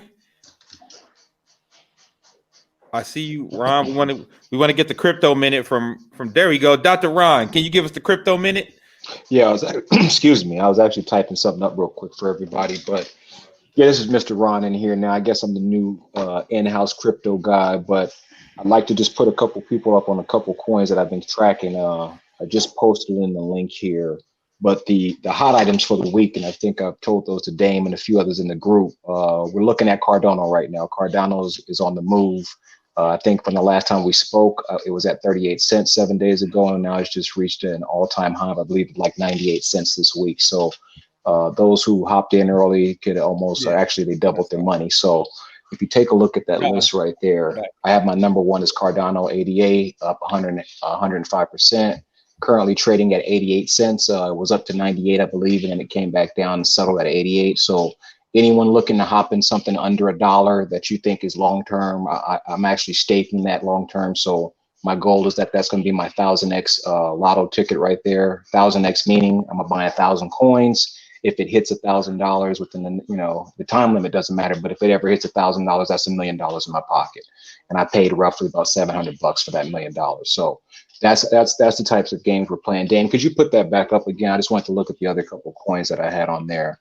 Cardano was number one this week. We had Stellar 2. Stellar is coming in at number 2. And the reason I have these focused this way is if you look at the market cap, that MC means the most when you're dealing with coins. That's how much money they have invested in these coins. And as you see, Cardano at this point, still at 88 cents, has a market cap of $27 billion invested in it.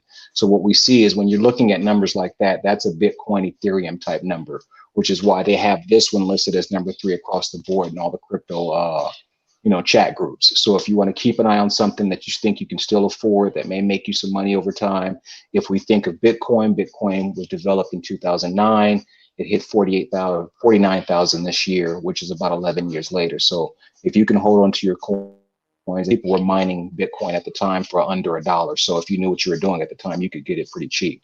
Outside of that, I didn't want to keep us too long. I had another coin. I'm not a big believer in Dogecoin, but I've been hearing a lot of people talking about Dogecoin. All I would say is just keep an eye on it. A lot of people are very leery of this. Some investors go the opposite way. When people are on it like this, they'll say, no, I won't go that way, while others will just tend to go towards it. This is the celebrity coin.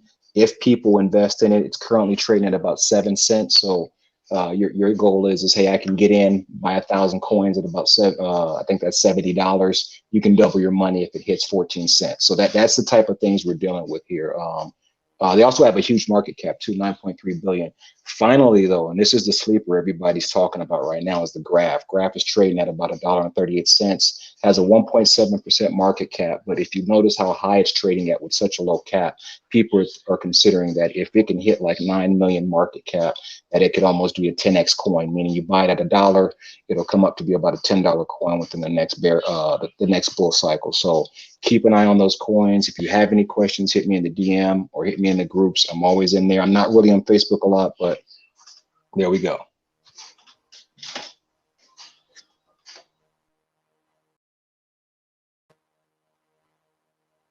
Bring the gang all back. Thank you, Ron. No. Some good info. Please tell me you got a saucy DM. Saucy. Dude, y'all are both on mute. We can't Yeah, hear. Dan is muted. Both of y'all are. It's not coming from no end. I said, Chan said we ran over our time for a DM today. Because we're at 2 hours and 5 minutes, and you know how she is, huh? I don't blame Jamal for that. The step strategy, your strategy. Okay, so we was gonna do Q's strategy. We missing that. We missing the Democratic strategy he had, but we'll start the show off. Echo. Oh, sorry. Yeah, we'll start the show off next week with the Democratic strategy that he has. And Chan, she said we've been bad today, so we don't get a DM. So bad. But we covered a lot of topics, which I really can appreciate. No, but we gotta end on a fuckery note. That's tradition. Oh yeah. Vote. Come on, just real quick with the DM. Come on, real quick. Come on. No, stop the steal. Real quick, come on.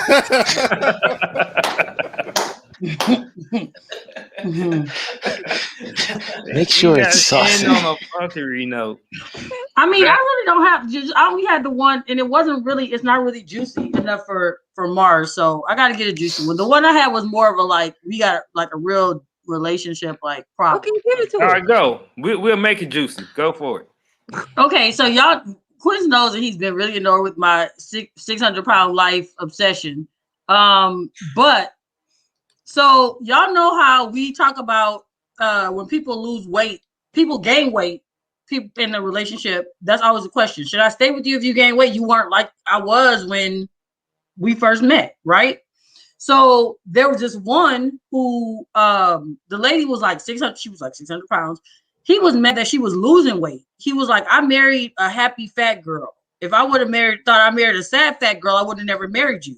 Like he was like downing her the whole time. She was really trying to lose weight, get healthy. He wanted her to gain more weight. He was sabotaging her food, like putting butter in her vegetables and stuff because he wanted her to gain weight. That nigga like BBW. Okay, first of all, the question is, what is the weight limit for BBW? Because she was 600 pounds. No, that's not BBW. Like 3-4 people. Yeah, she could lose like 400 pounds and still be BBW. So That's okay, big pun so territory. I get that you like BBWs, but at what point he married the 600-pound woman, 400 pounds, and she was just gaining and gaining, and he was happy with it. But when she started losing, he was like, I'm not rolling. So even though she wanted to do this for her health, and also she couldn't like stand up. I guess maybe he liked scrubbing the rolls. I guess I don't know what. I think unequivocally, when you have situations like that, that dude's trying to cash in on the life insurance policy. He gonna have to deal with her in real life. He trying to that she get fat as possible and die. And I don't mean to be. I'm not gonna be stereotypical on this, but they were living in a trailer park, so I don't think they had life insurance. That don't mean she didn't have a life insurance policy. He might have took one out. You don't know. Was he skinny? Was he skinny? They're always skinny. No, he really liked her that size. That's a skinny dude thing. I know. So is it her bad for like wanting to lose weight now? And no, that nigga streaming with the 600 pounds. Yeah. If she's 600, she could still lose 200 pounds and still be BBW. Like, she need to get down by 250. She'd be straight. No, he was really mad. Like he was really trying to sabotage her food. like I think sneaking that's butter in her the stuff, future. and Skinny dudes don't Say like more. skinny women. it's like bone on bone. Yeah, that shit You want- sound like nunchucks clacking together. Yeah. You want to know what it is? If you say That's kind of moped, I'm gonna fight you. I'm gonna text No, no, no, no, no. He's I'm going to. thinking- He said it No, once no, no. already. He's No, gonna nigga, say it. that is I'm- not a moped. That's more of a No. motherfucking That's a beetle. tractor. That's a tractor. No, but It was, seriously. yes, and he It's a was trap. like not. He was not rolling with her getting rid of the rolls. He wanted. He wanted it. Because he probably enjoyed the fact that she depended on him.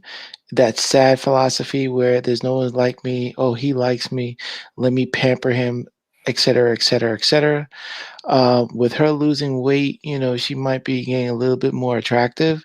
And then the fear that he has that eventually she'll get to a size where she feels comfortable in Oh yeah, just that's true. severing the Well, relationship. some of them are like that, Mars. That's true. But the reason I brought this particular guy up because he was very he was like he liked her fat. It was like he met her like on like a fat like chubby chaser website. Like she was like a pretty fat girl. And what tripped me up was he said, I married a happy fat woman, not a sad fat woman. So if you were the sad fat woman, like I don't want to be with you. He told her she wanted a salad. He was like, if you want a salad, go graze out in the garden. No, he was that's like, not true. Grass in the garden. That's not true because the thing is, if she was happy with her weight, she would stay the way that she was. So he didn't marry he didn't marry a happy. He in his mind, he assumed she was happy. It got to a point where she's like, I'm not happy. I'm doing something for me. I'm trying to build my confidence up. And I think it's a part of him that is like, she started to gain this confidence. It's a change in the dynamic. It's a change in the relationship. It's a change in her that he doesn't like and he doesn't feel comfortable with because what if people change their physical preference? What if some people change from what your physical preference is the opposite way? Like it's not healthy. So his thing, it wasn't like, oh, people get fat and you're like, oh, we're easy to be like, well, you weren't what I used to be. Now you're getting skinny and you're like, I don't like that. I need you to gain more weight. Like I like you physically. That has happened to me in a reverse. Obviously, well, I make desserts, so it's easy to happen. But I was in a relationship where a dude picked up about 60 pounds with me. God damn, what type of desserts were you making? It wasn't just desserts. Like I put butter in everything. Like it was just, I started really laughing when she said putting butter in the vegetables. I'm like, so that's not normal. It is normal, but not if you don't want it. I put butter in rice. That's my regular. But I was turned off. He didn't look anything like who I signed up. That was your fault, though. If that nigga fat nigga got turned off. No. If he gained 60 pounds, out when we got together. If he gained 60 pounds, then your baking skills is the shit, and I need you to send me something. All right. I'm out here for it, Marcy. Hey, I got a DM real quick. We don't have 2 DMs. Y'all ready? Oh yeah, make it saucy. This is what happens. Stop this steal. I said. So y'all ready? No, Chandra, you need to listen to this. This is good because she needs your help. So check this out. One day I go out with my girls. We have fun. I was lit after the club, so of course I called my nigga. He wasn't answering, so I was blowing up his phone. Then finally answered. He said he at his grandma's house and was asleep. So I'm like, man, I'm horny. I'm going over there. I get there. This nigga lied. I don't see his car outside. So I think it might be in a garage. So fuck granny. I rang the bell. His granny come to the door and said she haven't seen this bastard in 2 weeks. He ain't here. So I'm calling him and I'm crying and he ain't answering. So grandma tell me to calm down. Then granny lifts up my dress and tell me to relax and start eating my pussy. Granny 63 years old. Long story short, my dude telling me he wants to marry me. My dude telling me he wants to marry me, and I'm the first his granny approve of. What? But the whole time, I think I'm bonding with Granny. Granny got some fire head. What should I do? No, this You know was what? written by like whoever the She writer gonna break up with this dude. It ain't no coming Granny got back. some fire, man. Pump How it up. somebody just so happened to lift your That's dress? some M. Night Shyamalan twist shit right there, man. Real. Wait a minute. We go from I can't find my dude to Granny got fire head. Yo, All right. Granny Granny. I see the left hook coming. Yo, Good night. I wasn't Gra- ready. My Granny- ears still ringing from that. No. She said Granny got some fire head. When she said she think they bonding. What I think you made this up. About, I'm the first one. I'm the first one Granny approved. Quincy, I gotta ask this question. What's up? Is Granny a Trump supporter? Because he grabbed her by the pussy. Nigga, Granny snatched them teeth out, Bro. and went to work. This is so wrong on so many levels. I don't even. That nigga finna lose. I don't think I ever heard of it. Somebody lose their woman to their grandma. You made that shit up, Q. You made that shit up. There's no way that that's real. That's crazy. Hey, I mean, I'm gonna send you the shit. Okay. All right. Okay. Here I go. Oh, number 3? Okay. Here I go. No, I can't do it. I can't do it. Yeah, yes, you can. Who can follow Ed Granny? Like, who can follow that? She said Granny got some fire head. So it first of all, okay. Just When people say one thing led to another, like it's not one thing leading to another. Like I know when Granny's going for me. Like I can stop Granny. Like Granny, no, don't do that. She was sad. She was hurt. Her nigga wasn't there. She was crying. She was drunk. She was hurt. She was sad. No. She's asking us what she should do. Like, should she choose the dude or Granny? Like, I don't know what's the question. You think she should tell him? She choose therapy. She said Granny approve of her. Of course, Granny approve of her. Granny got in-house now. She proving them guts. Nigga, Granny got an old wooden strap. You know what? That's when straps was wood. They make grannies a lot different than they used to. That's all I can say. No, they was doing that shit. They had them old wooden straps. Then you're gonna get splinters. All right, y'all. We out. Uncle Brady.